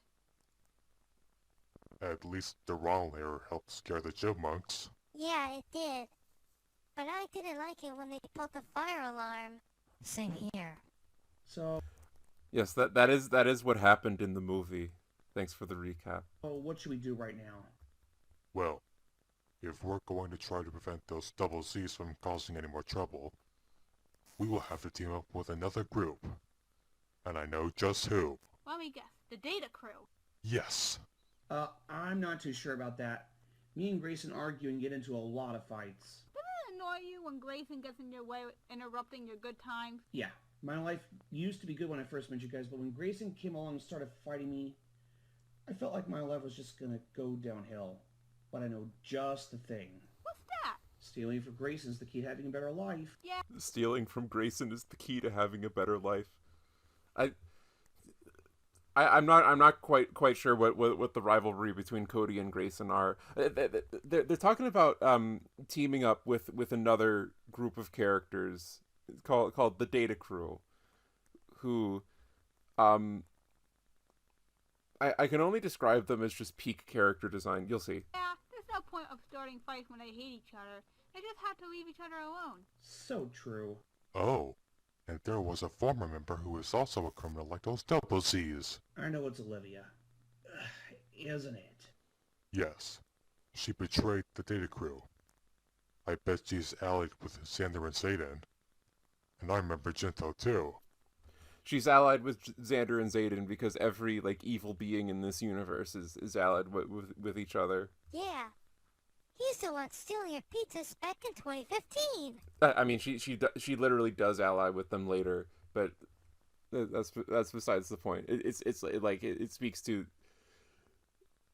the very very simple, pure vision of the world that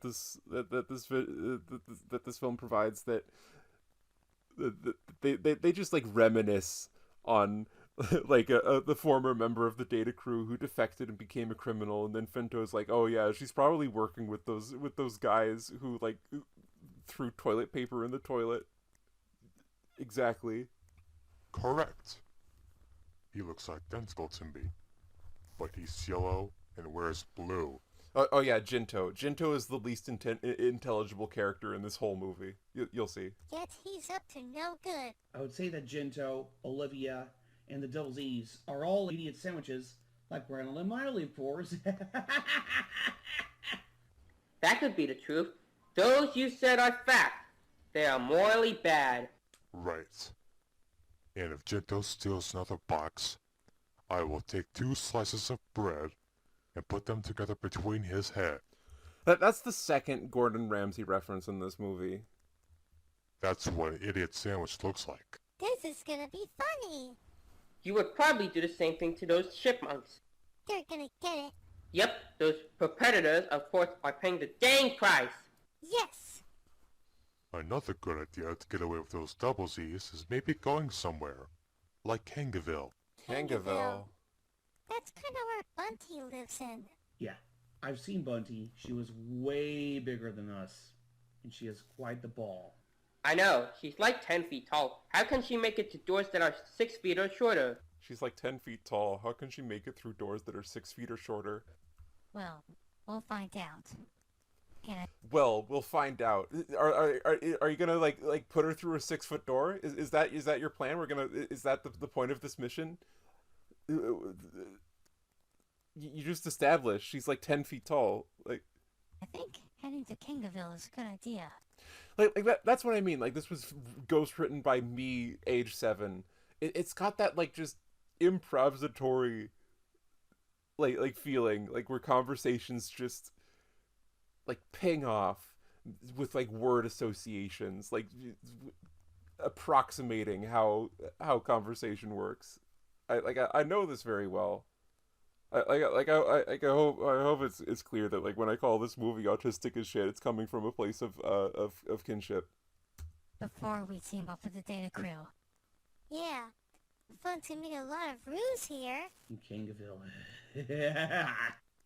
All right, we better start getting ready. Yes, sir. Aye, aye. You're going to Kangaville. All right, let's get going. Okay. Let's get a move on then.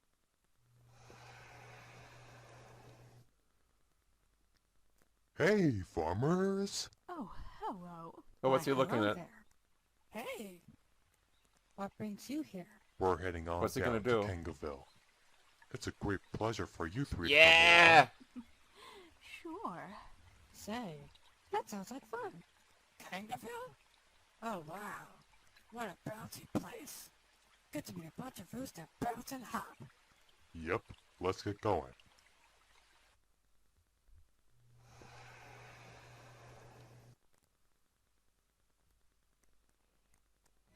This car looks familiar. They must have parked at that spot. I don't know. Hey guys, look over there. What the?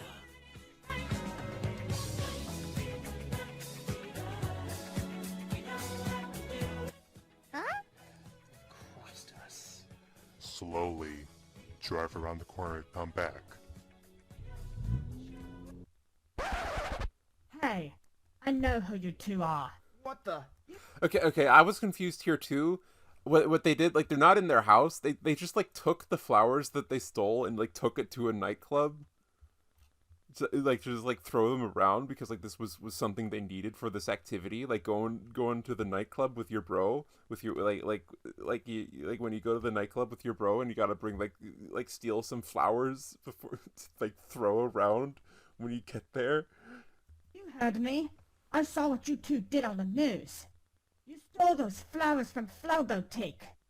I don't attract criminals like you two. So you better get out of this nightclub before I take drastic action. What? Then I will hit your head on my pole. Oh no. Sandiaki! Go! Get! And stay out! Were they nervous?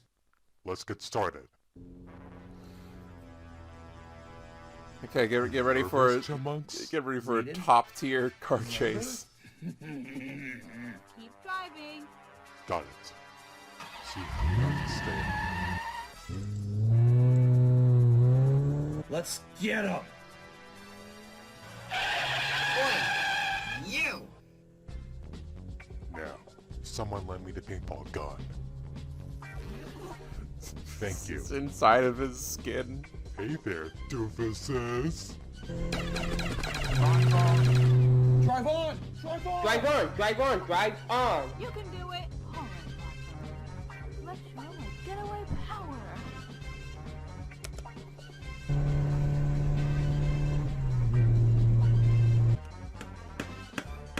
What the fuck? What are they doing? What is that? Keep driving!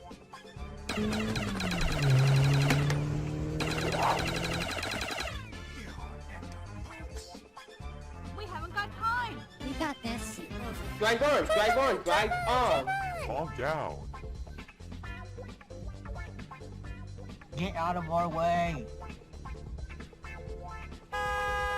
Get off. Hey, get fucked.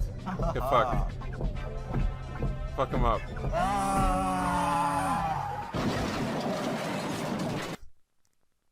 Oh my gosh. What in the world is that noise? So they crash into the side of the building, then just calmly walk in. Hey there. And this is where they convene with the other bad guys, and presumably the Rodfellows that were chasing them just like evaporate because they are not seen for like a good few minutes. Like this is just the scene where we just abruptly crash into the scene where Xander and Zayden team up with like other bit part villains from like I think from elsewhere in Rodfellows canon. It's a good movie. You look almost like that real rabbit wannabe. What's your name? It's gentle. And this. That Fenty Scrud is a wannabe of Rented Rabbit, alright? This character, hopeless. Because like it's both like I think they're either trying to do a cowboy voice or a Cockney voice, or it might be like Australian. I have no idea, but whatever it is, like the particular combination of like already not quite knowing how to talk and then also like slurring all of his words together purposefully into this like super overemphasized like drawl. I will never like this guy is gonna be like the death knell of the transcription project that I like floated the idea over like to. Why the fuck am I doing this? What is my life? Never mind. What are your names? My name's Xander, and this is my brother and sidekick, Zayden. Ah, so what are your guys' occupation? I ain't taking those people's food before they eat it. Well, our occupation is to set up pranks and booby traps on those so-called Rodfellows, or the Jungle Forest game, whatever. Hold on, wasn't there those two other rabbits with you? There was one that was red and wore yellow, and one that was blue and wore green. You look like Finto, but you're yellow and you wear blue. I actually recall that. However, Riley is a doctor, and Freddy is something of a director. Didn't you used to have a camp-out before with the two? Yeah, I never had. All I was just to take Freddy or Samantha's orders away before the recipient could get it. Actually, I do remember seeing you having a camp-out before. It was in that one Disney-style movie. And I remember Widdener scaring you, Freddy and Roto away. He did the exact same thing to us. Ah, yes. And to be honest, Arthur and Freddy were the ones to not be in the Disney-style forms. And along with that, they left my side note that I was a criminal, and I steal stuff from innocent people. It was years ago when they wind up throwing my blood and throwing tomatoes at me. Oh my gosh. It's trying to communicate with us. Do you think you could help out with our plan? I heard those Rodfellows are going to be teaming up with the Dare Crew to try and stop us. Sure, I can help you guys out. Excellent. We can get Olivia to help too. Let's do that, shall we? I'll call her right now. Hello, this is Olivia Larson speaking. Who is this? Hello, Olivia. This is Gentle here. Hey, listen. We have some new guys, Aiden and Stand-Up, and they're starting up a plan to destroy the Rodfellows and the Data Crew. Would you mind helping out? Make a baby. So he said like, would you mind? So it's like both like cowboy and like trying to like doing a Cockney thing, or perhaps like throwing a bit of Australian in there as well. Did you know like if you say the word if you say the words like raise up lights, if you say it really fast, it sounds like you're saying razor blades with an Australian accent. Like try it yourself.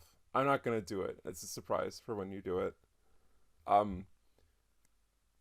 So what I'm saying, like, if there's any like Australian person out there, like, if you say that, if you say raise up lights, will it be like double Australian? Will it be like, will he create a singularity? I've wondered this very often. Please send me a DM. Tomorrow. I am outside your house. Your team. Really? Oh yeah, I am in! Great. Meet me at the house, okay? Thanks. This is gonna be great.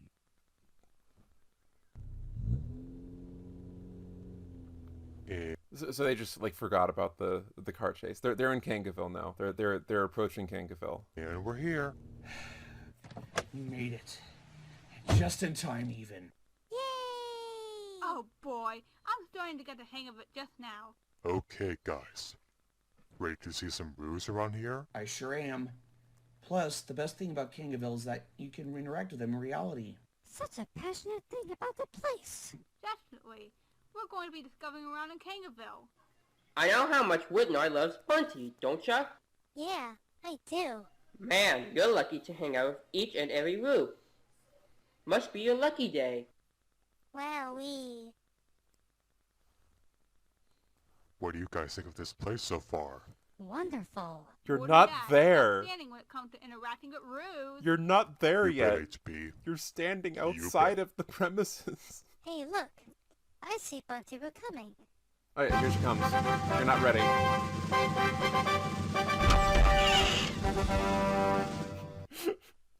There she is. Are you all? Hey, Bunty. It's It's so Bunty. great to see you here. Yeah. She's very large. Been a while since I met you all. Hi, puppy. Bunty, Bunty, Bunty. Oh. Good to be seeing you again. Yes. So tell me, what brings you six here? Well, there's these two chipmunks. Like, there's something there. Like, for the one character, the biggest inflation character being the one that like gets like a full-fledged embrace from Whittener, who is voiced by a grown man. Like, there's something there. Like this character exists simply to express the inconsolable attraction. It's braver than any piece of art I've ever made. So tell me, what brings you six here? Well, there's these two chipmunks that have been pranking us for the past day or two. Oh? What have they been doing to prank you? Fidget will explain. Well, their names are Xander and Zayden. While we were asleep, they snuck into our house and set up a bunch of pranks and booby traps. Ooh, they think they're so clever, they're silly pranks. Well, Jungle Forest's finest is gonna be putting it to an end. And we are finding a way to make them pay the huge price. I just cannot believe they would put a prank on my computer. And even worse, they pulled the fire alarm at my school. What? Yes, it is true. They've also been taunting at us too. No thoughts, head empty. What a disbelief. So we've come here to ask, is there anything that you have in mind that could help us stop these rascals? So, what's going on with Hash Brown's face here? Is there anything that you have in mind that could help us stop these rascals? Xander and Zayden, perpetrators, taunting, acting out. Well, for one thing, I can shove them with my big tummy and they will faint. While I even can smash them using my big tummy. And I could do the same Gloria did when a wildly dramatic scene took place. Don't threaten me with a good time, ma'am. So that's what you have in mind? Yes. Well, that's something for a real to do what's best to stop those chipmunk rascals from getting into our way. That is correct, good old guy. Think you could do what you said? I sure can. Great. She doesn't actually smash anyone with her tummy in this movie. Like, I'm just gonna like let you down easy. I know you were looking forward to the scene where Bunty Roo smashes the two chipmunks with her tummy, but that will not be happening. They actually forgot to include that in the movie. I understand it's very disappointing for all of you, but the show must go on. I honored if you helped us stop those hooligans from doing this.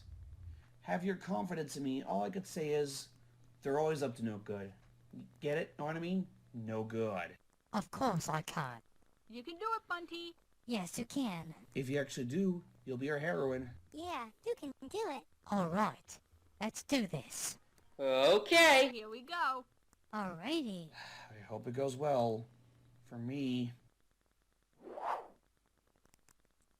Wonder what the Data Crew has to say about Xander and Zayden. Oh, they'll probably think they are criminals too. You'll never know what their reaction would actually be before you witness it. Should probably call my husband about this. Yeah, oh, your husband? Definitely. I wonder what her husband looks like. Like what do you have in your like in your head? Like if you were to imagine like what this character's husband looks like. Like what pops into your head? You're wrong. It's not that. Hello, you have reached Alexander Mortensen. How can I help you? Hey there, this is your wife, Samantha Haywa speaking. I am calling you because the Rodfellows want to team up with you to stop the bad guys and causing any more damage to them. Hold on. What are those perpetrators' names? Zayden and Xander. OMFG, I knew it. Our kids told us about what happened at school. They told me that... We got the Goku hair, we got the man necklace, we got just random self-harm scars everywhere, we got wings, we got the kanji for data, like just like it's scrawled onto his shorts because he's in the data crew, you know. This is art. This is art. You didn't believe me when I said peak character design, but like now you understand. They were the ones who pulled the fire alarm. Yes, and Finto said that Winnow remembered what happened. He was also there at school, too. What was Wadiner involved in? I am guessing Winnow was reading a story, and when the fire alarm took place, he told us everything of what had happened. I'm pretty sure that's correct. I will be telling Paul and the rest of the data crew about this. All right. I don't know why he's Russian. Tell him what Xander and Zayden did, okay? I got it. And I'm guessing that Jinto and the former data crew member Olivia are about to get involved, huh? I hope not. If they are, Finto is gonna kick Jinto's butt for it. They better not be involved. If they are, I'm kicking them both in their crotches. And they will suffer and face the consequences. Alright, I'll go tell the data crew. I'll talk to you later. Love you, baby. And I love you too. Bye. What did your husband say? He's gonna go tell the data crew about those two chipmunks. And? We're gonna team up with them to stop them. Excellent. One question, though. Do you know where the data crew is? They must be at their Tokyo place. And are they going to be teaming up with us? They will. Really? Yes. Well, I hope it all goes well. Xander and Zayden are not going to stop us from living on. Ever again. Yeah. Alright. Let's drive down to their place. Okay. Alrighty. Here we go. The stakes are so high. Subs? What the heck was that? Hold on. Was that who I think it was? You're dang right it was. Oh, my ex-husband. It's Sargon. Him again. Looks like he's heading down to where those chipmunks are. I can see where he is going. Alright, Sargon should be here by now. It's Sargon. Oh, I see someone new. Hey there, who are you guys? My name's Xander. I'm his sidekick, Zayden. Ladies Gento. And I'm Olivia Larson, former data crew member, aka Alexander's ex-wife. Oh, hey there, Jinto and Olivia. It's nice to be meeting you and Xander and Zayden. It's good to meet you, Sargon. And I'm guessing you're the ex-husband of the former member? You guessed it, and you are correct. You guessed it, and you are correct. Both. I used to be a husband of Samantha, but until Alexander came in and started roasting me, I came off as evil and betrayed her. And betrayed everyone who are friends with me in the first place. I mean, I don't know what I did to tick Alexander off, just for being the husband of Samantha. Man, he's just married to Samantha. What a good way to get a girlfriend. What a good way to get a girlfriend. So, would you be willing to help out with our plan? You know, since you're with me, I'm willing to do so. What is their plan? What are they trying to do? Are they like looking to more greater pranks? More epic pranks? Is that what we're going for? I don't. What is happening? Who is this? See, the first time I watched this, I was just an information overload. Like my brain, like what happens when you watch this movie is like the 1-2 punch of like the prank escalation that's just kind of like just another random small thing that they do, and then the whole bit with the fire alarm, like that, like lulls your brain into a false sense of like security that you think you could just like turn your brain off and wait for it to be over. But then like they just start introducing so many fucking characters, and you just don't know what any of their motivations are because this wasn't written in English. Jinto will be part of it, right, Jinto? Yes, sirree. Alright, let's go find those Rodfellows and Data Crew.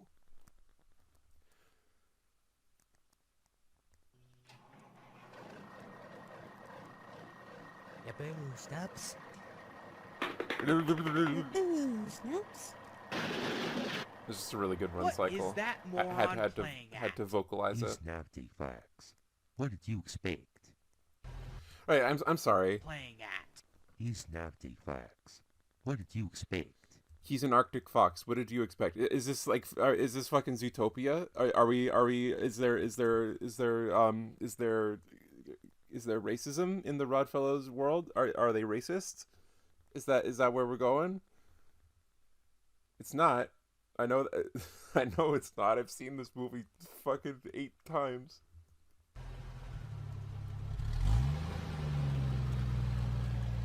I can't wait to see how this will go when we start to see with the Rodfellows and Dead Crew. Now you really are witnessing it. Oh, and I think we should also pick up that black puppy. What black puppy are you referring to? You must be referring to Macario. Oh, that's right. Macario. Here we are, gang. Woo woo! This should be interesting. Yes! Do you want to know how to say their name in Japanese? Oh? I know how to. It's Detakuru. Wow. Detakuru.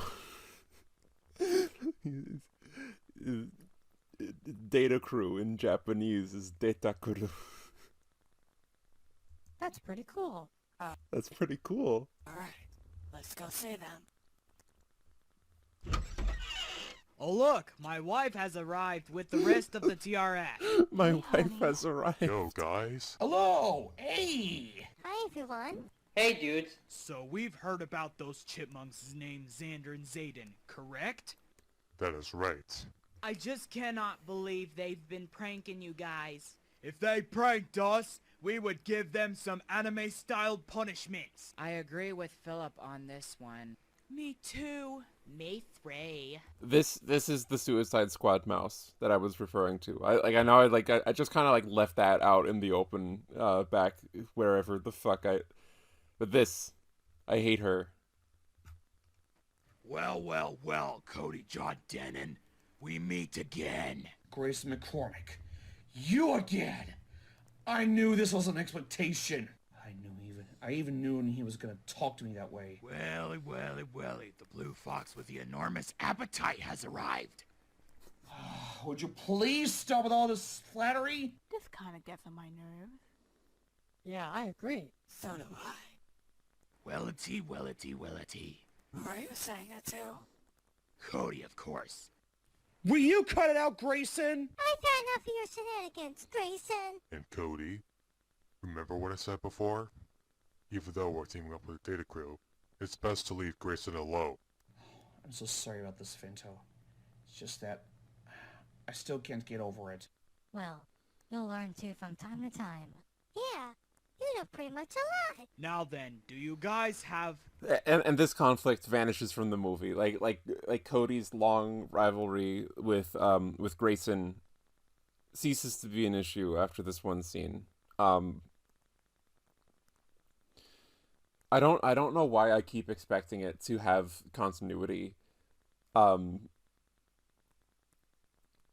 for some reason I continuously like try to make sense of what's happening on screen, and I just feel continuously thwarted, like because they're just like they're too smart.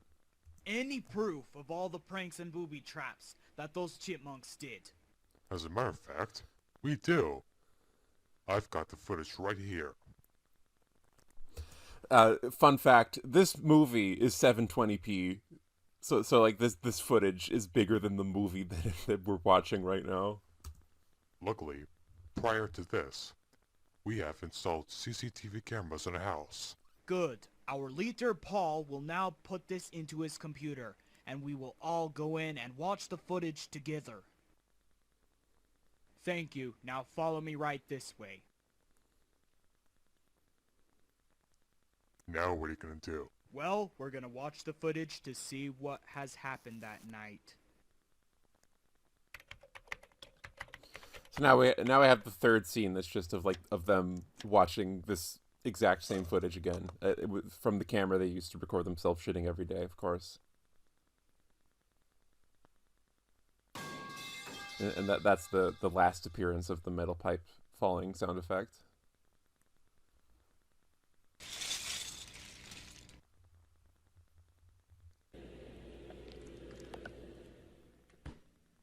You see what they did? They did all that just to change our routines. Just to change our routines, oh no. They really are autistic. Yeah, it's more like sabotaging them. Oh my frickin' god!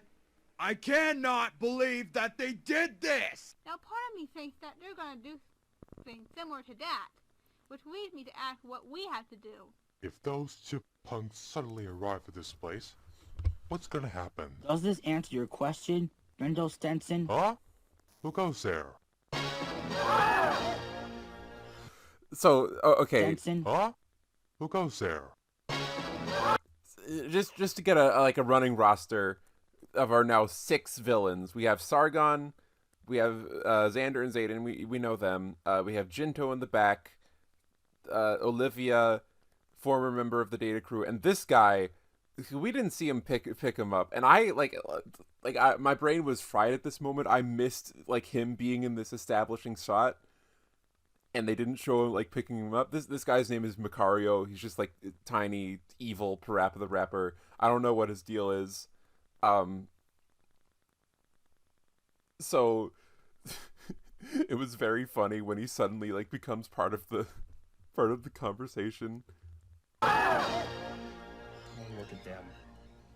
They're at it again. Rats. Xander and Zayden Sable. What in the name of DLE are you two doing here? And what have you two been up to? Well, we've been coming up with a plan to take over this whole place, including the jungle forest. We brought in 4 special people. You probably recognize them. What the? Jinto? Sargon! Olivia! Not you two! That's right! I'm back! All of you! Do you have any idea how many times you betrayed us? Yeah, you are such a naughty bunny. Shut I the fuck agree up. with Tadia. I'm gonna kill So you. do I. You're an absolute disgrace to the data crew. Same goes for Jinto and Sargon. Oh no, it's my evil twin. That's right, you little orangey pup. So this shot was my introduction to this character existing. That's right, you orangey pup. Love it. What did you expect? Don't you ever make fun or bully my little brother like that. Don't make me kick you in the crow's nest. Kick you in the crow's nest? Quick correction. It's not a crow's nest.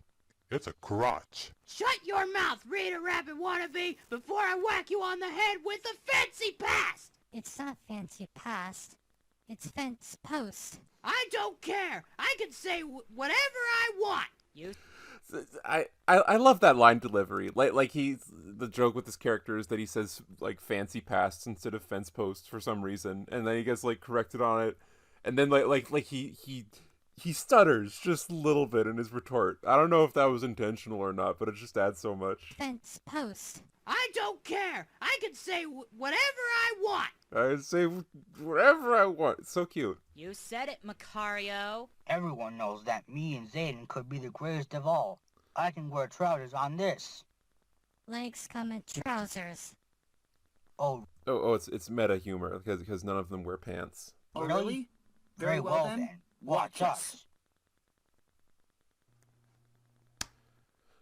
Oh yeah. Here we go. They're activating the magic.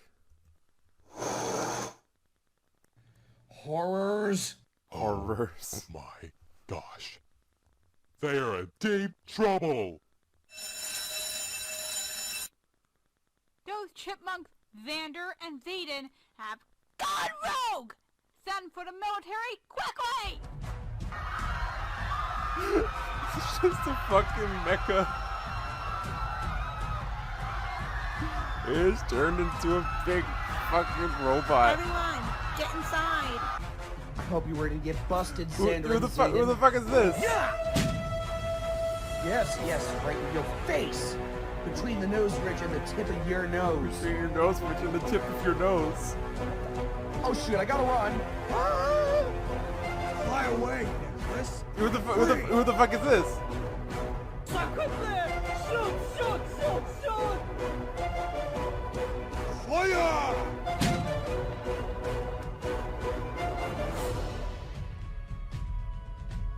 You chipmunks, stop all this at once!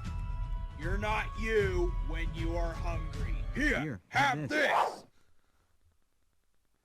Okay, so the resolution of this conflict is just you're not you when you're hungry, have a Snickers joke.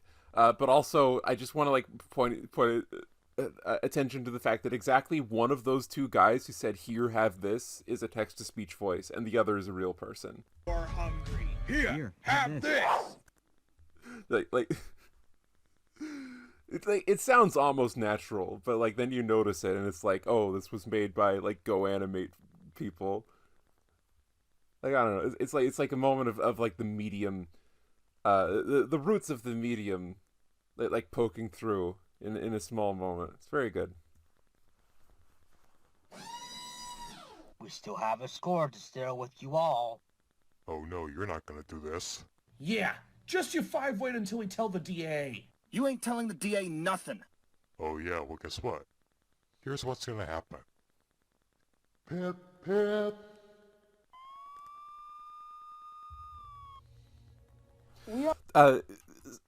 Sorry, this is very it's a very intense moment that I've paused on, but this is Danny Cat.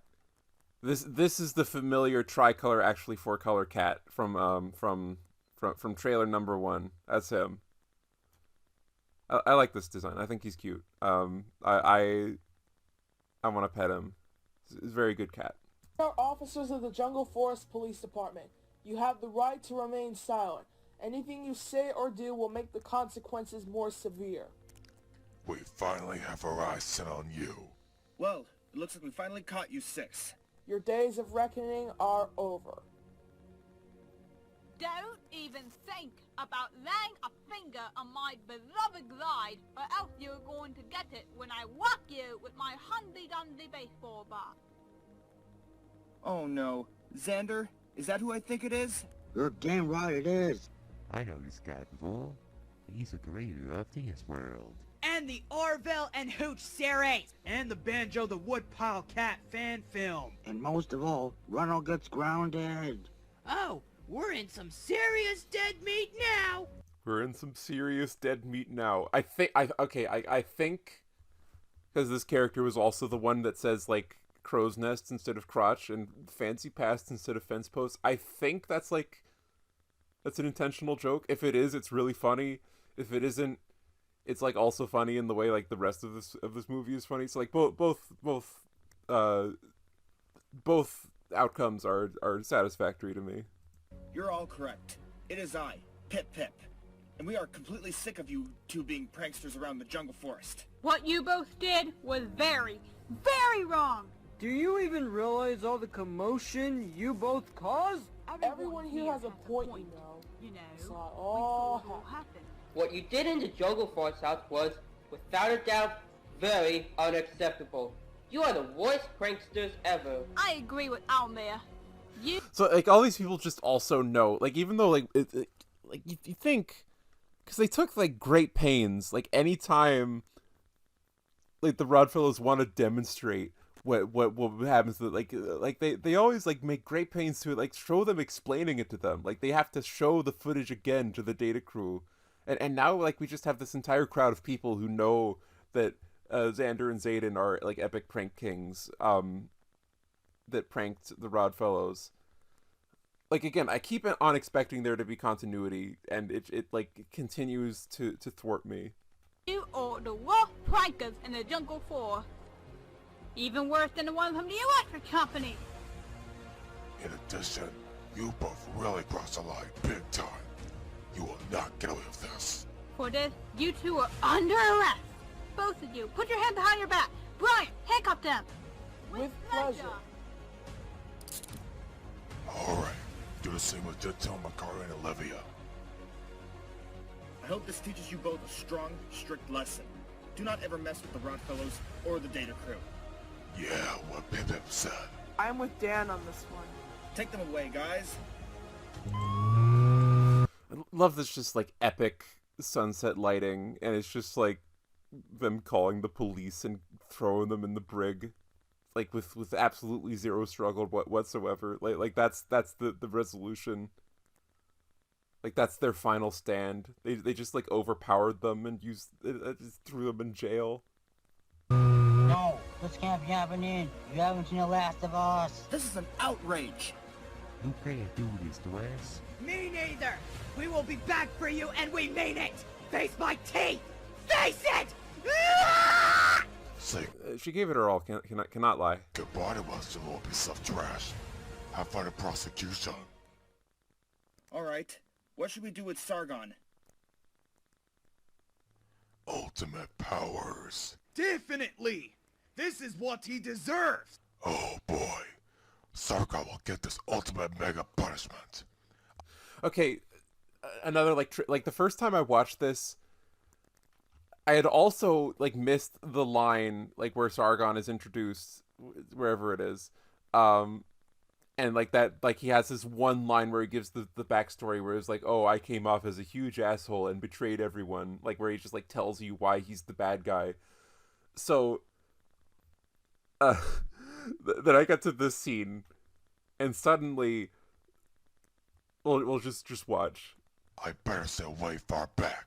Aw, yeah, I am so gonna be punishing him with my katana after this. Oh wait, I just realized he's gonna be dead after this. But still, good riddance. He's gonna be dead? What did he do? What did he like that was me in this moment. I didn't know like what why is this what the movie has suddenly like been about? Like just this guy who was introduced like a minute ago is now like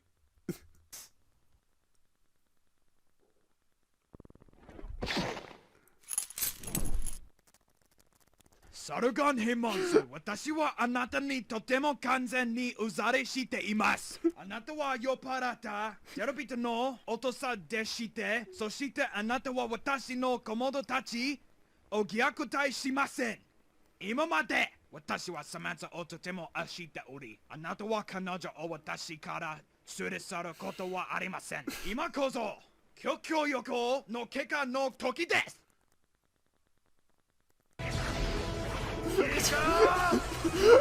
they fucking Giga Drill Breaker him. He's fucking dead. They fucking kill him. What did he do? What did Sargon do? Oh, it's not peace. What a supreme glance. What a Yeah, supreme take that, glance. Sargon. No more for you. Never come back, you drunk, deadbeat disgrace of a father. What did he do? We did, everyone! Standing ovation.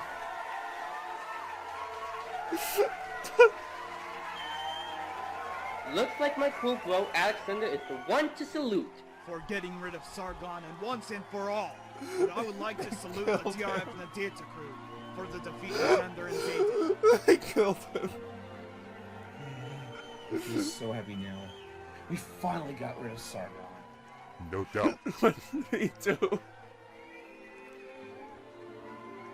Here you all are. Mr. Helm. Hey, dude. I'm extremely pleased that you all are willing to Such a good movie. Search once and for all. And for that, we've got a reward in Sargon's briefcase. Dentel, would you like to do the honors of opening it up? Oh yeah, please, like Auntie Roo. the mayor is giving them fucking way. stacks of cash for their service This is to society. absolutely amazing. What? Let me see. Oh my gosh, look at all this! I have a feeling we've stuck it rich. Thank you so much. And also like lore side note, these two are married. Why doesn't she just? Why isn't she like sharing the income? Why is it like a special moment for him to be like giving her money when he's the fucking wealthy one of the two? Like this movie is. It makes you work for it. It really makes you work for it. I love you so much. Aw, and I love you too. Dude, you brought us the right reward. And I mean extremely. Now we can spend whatever the heck we want with that amount of money. Now is a good time to mention that none of their heads are like on center with their neck. Enjoy that knowledge. I'm so proud of you, boy. Way to go, son. Thanks, Mom and Dad. Reba McEntire is back. Alright, guys. Tonight we will have a special ceremony and we will see all of you walk up to get your awards. A special See you ceremony. tonight. Alright, Mr. M. We'll be there. Yes, yes, yes, yes. Yes! We did it! We did it! We got rid of that no-good ex-husband of Samantha. Great. Now I can't stop smiling after all those times. Alright, get ready. We're gonna walk up there and receive our awards.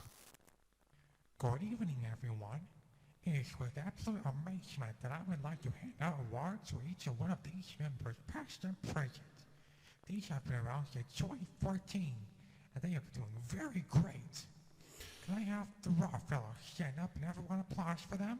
So now we get the scene where unequivocally every character's name is given and said, but it's by this guy. So I still don't know most of the characters' names.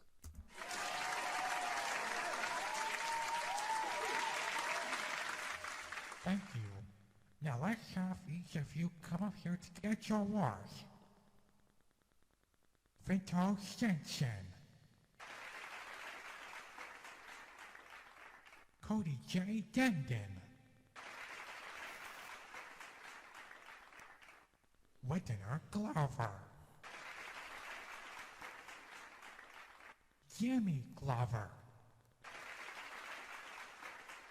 My wife, Alex Malkagest. Ash Brown H.B. Wolfgang.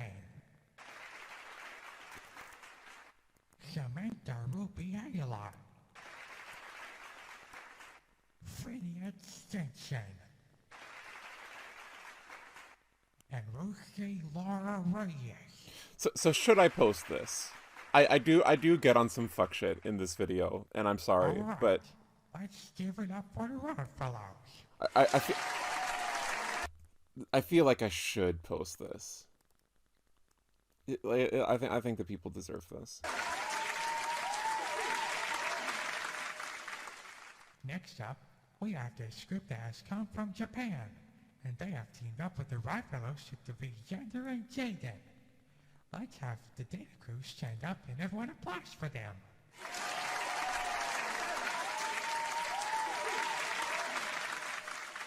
Thank you. Now let's have each of you come up here to get your awards. Alexander Morningshed. The leader of the data crew, Paul Peterson. Naomi Perkins. Gracia McCormick. There's a funny moment here where, like, some of the characters that he gives awards to are characters that were present for just one shot. So there's probably, like, a few of these that you don't remember. So, like, there's a moment where you're like, okay, you're just making these people up. That guy wasn't there. You're just making these up now. Philip Parker. Quinn Landgraf. Summer Davidson. Talia Carpenter.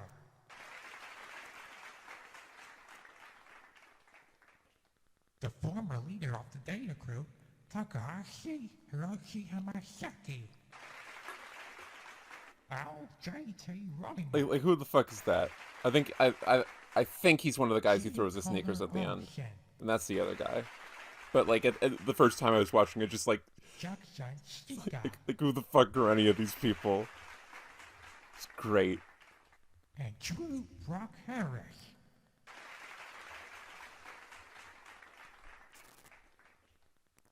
All right, let's give it up for the Data Crew.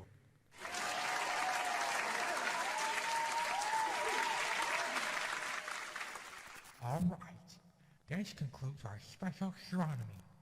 I would like to give all the great special thanks to all the members of the Rodfellows and Data Crew, past and present with the exception of Olivia, on the fantastic and outstanding job of the defeat of Chipmunk, Xander, and Zayden Zabel. All of you may now head on out. That was totally worth it. I feel like we should party. How's that sound? Good idea. Oh, party? But before that, how about a group? Yeah, I mean, you think that, like, you mean like a dance party? You think there should be like a dance number at the end of this kids movie? You think there should be a dance sequence at the end of the kids movie? I think that's a great idea. I think you should put a dance sequence at the end of every kids movie that exists. There should always be a dance sequence. Group picture. Now let's get Danny in there too. Sure thing. Hey, Danny. Yeah, come on out. Coming. Anything new? There should be, because I'm beyond getting started. We want to get you into the group picture. Look how neat we look with the war lanyards we are wearing. And plus, Pip will be taking the picture. Tito, you guys look fantastic with those war lanyards. And a group picture is certainly something I would love to be involved in. Alright, here comes Pip with the camera. Look this way, everyone. Yeah, there's All right, just guys. there's just a Smile. crowd there. Absolutely perfect. Great job. Thank you, Pip. And thank you, Danny. And thank all of you. No problem at all. This thing has become a huge success. It certainly has. Alright, everyone. Let's go and party. Hit it!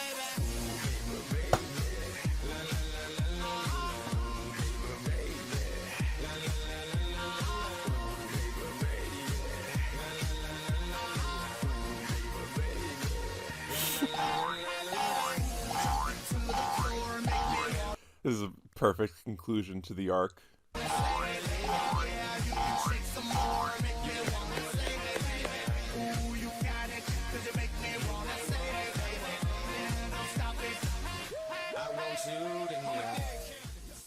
Amazing! This song is amazing. I love it. So do I, honey. Very fitting and moving. Yeah, drop it to the floor. I wonder what Pitbull would think of this. You think Pitbull would watch the Rodfellows movie? I should make Pitbull watch the Rodfellows movie and like not tell him why. Not tell him that it's because he shows up right at the end. He has a cameo. I think that would be really funny.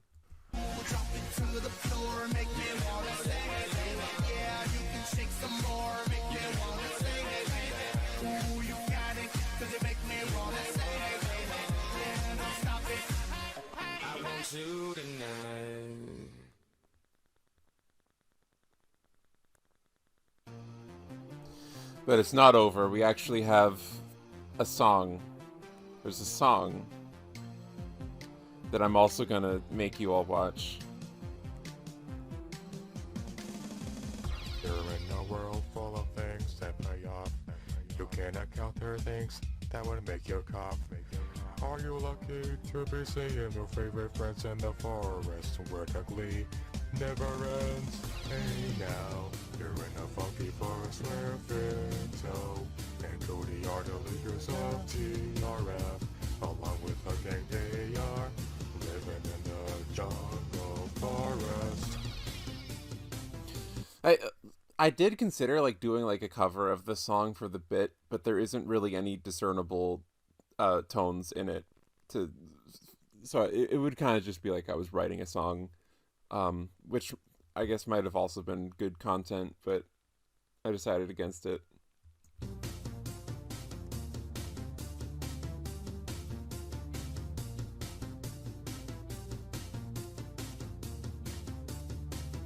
I think this is like a clip show. The data grew, the mist go off, and the leader too. At this point, like, it's it's just like shapes to me. It's just like my brain is being blasted with stimulus that like doesn't mean anything, but it's like just activating my neurons. Tear up, of course, and you'll know what you have in common with them as sources. For example, Paul and Fento have the same respective group leadership. Naomi and Cody give one another a very firm grip. Alexander loves Samantha. Philip loves HB. They are reliably energetic, as you can see. Hey now, you're in a funky forest where Fento and Cody are the leaders of TRF. Along with the gang they are living in the jungle forest.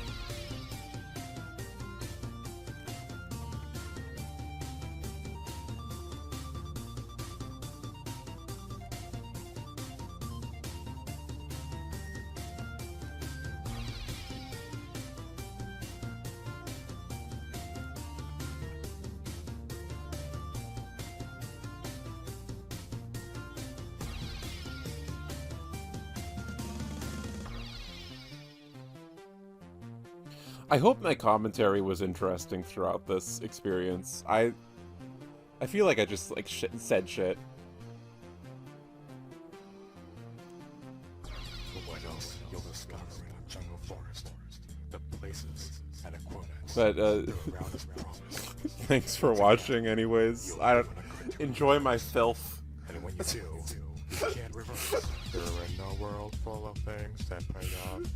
You cannot counter things that would make you cough. Are you lucky to be seeing your favorite friends in the forest where the glee never ends? Hey now, you're in a funky forest where Fento and Cody are the leaders of TRF. Along with the gang they are living in the jungle forest. Hey now, you're in a funky forest where Fento and Cody are the leaders of TRF.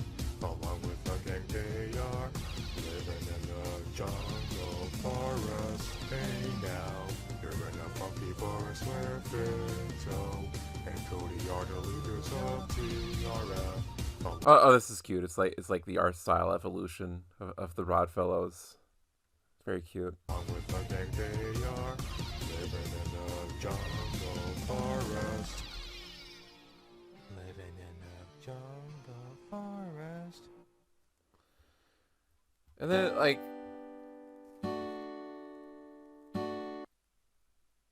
okay, I don't think I have it in me to watch the whole credits. It's just like the same 3 names for the entire time. But there is an after credit scene, and we do have a memorial for That's a fucking lie. This is not in Dolby Surround 7.1. That's not true.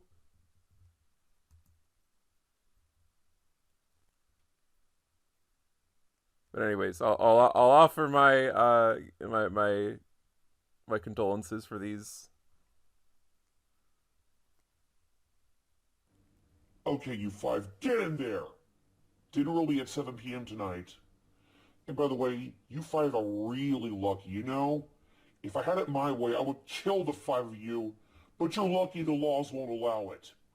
I hope you 5 enjoy prison for the rest of your natural-born lives! There's like a cop telling the prisoners that he would like fucking murder them if it were legal. Just like in real life. Well, this completely rakes. I know.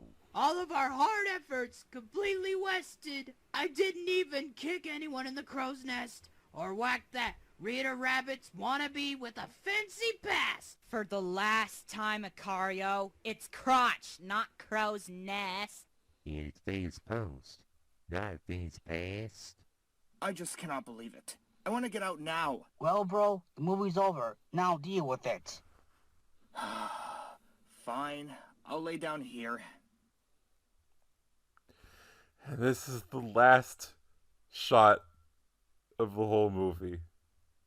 Drink it in. I feel the shot in my bones, honestly. Look at it. I'm not releasing this. You think I'm gonna like actually release this? Fuck you.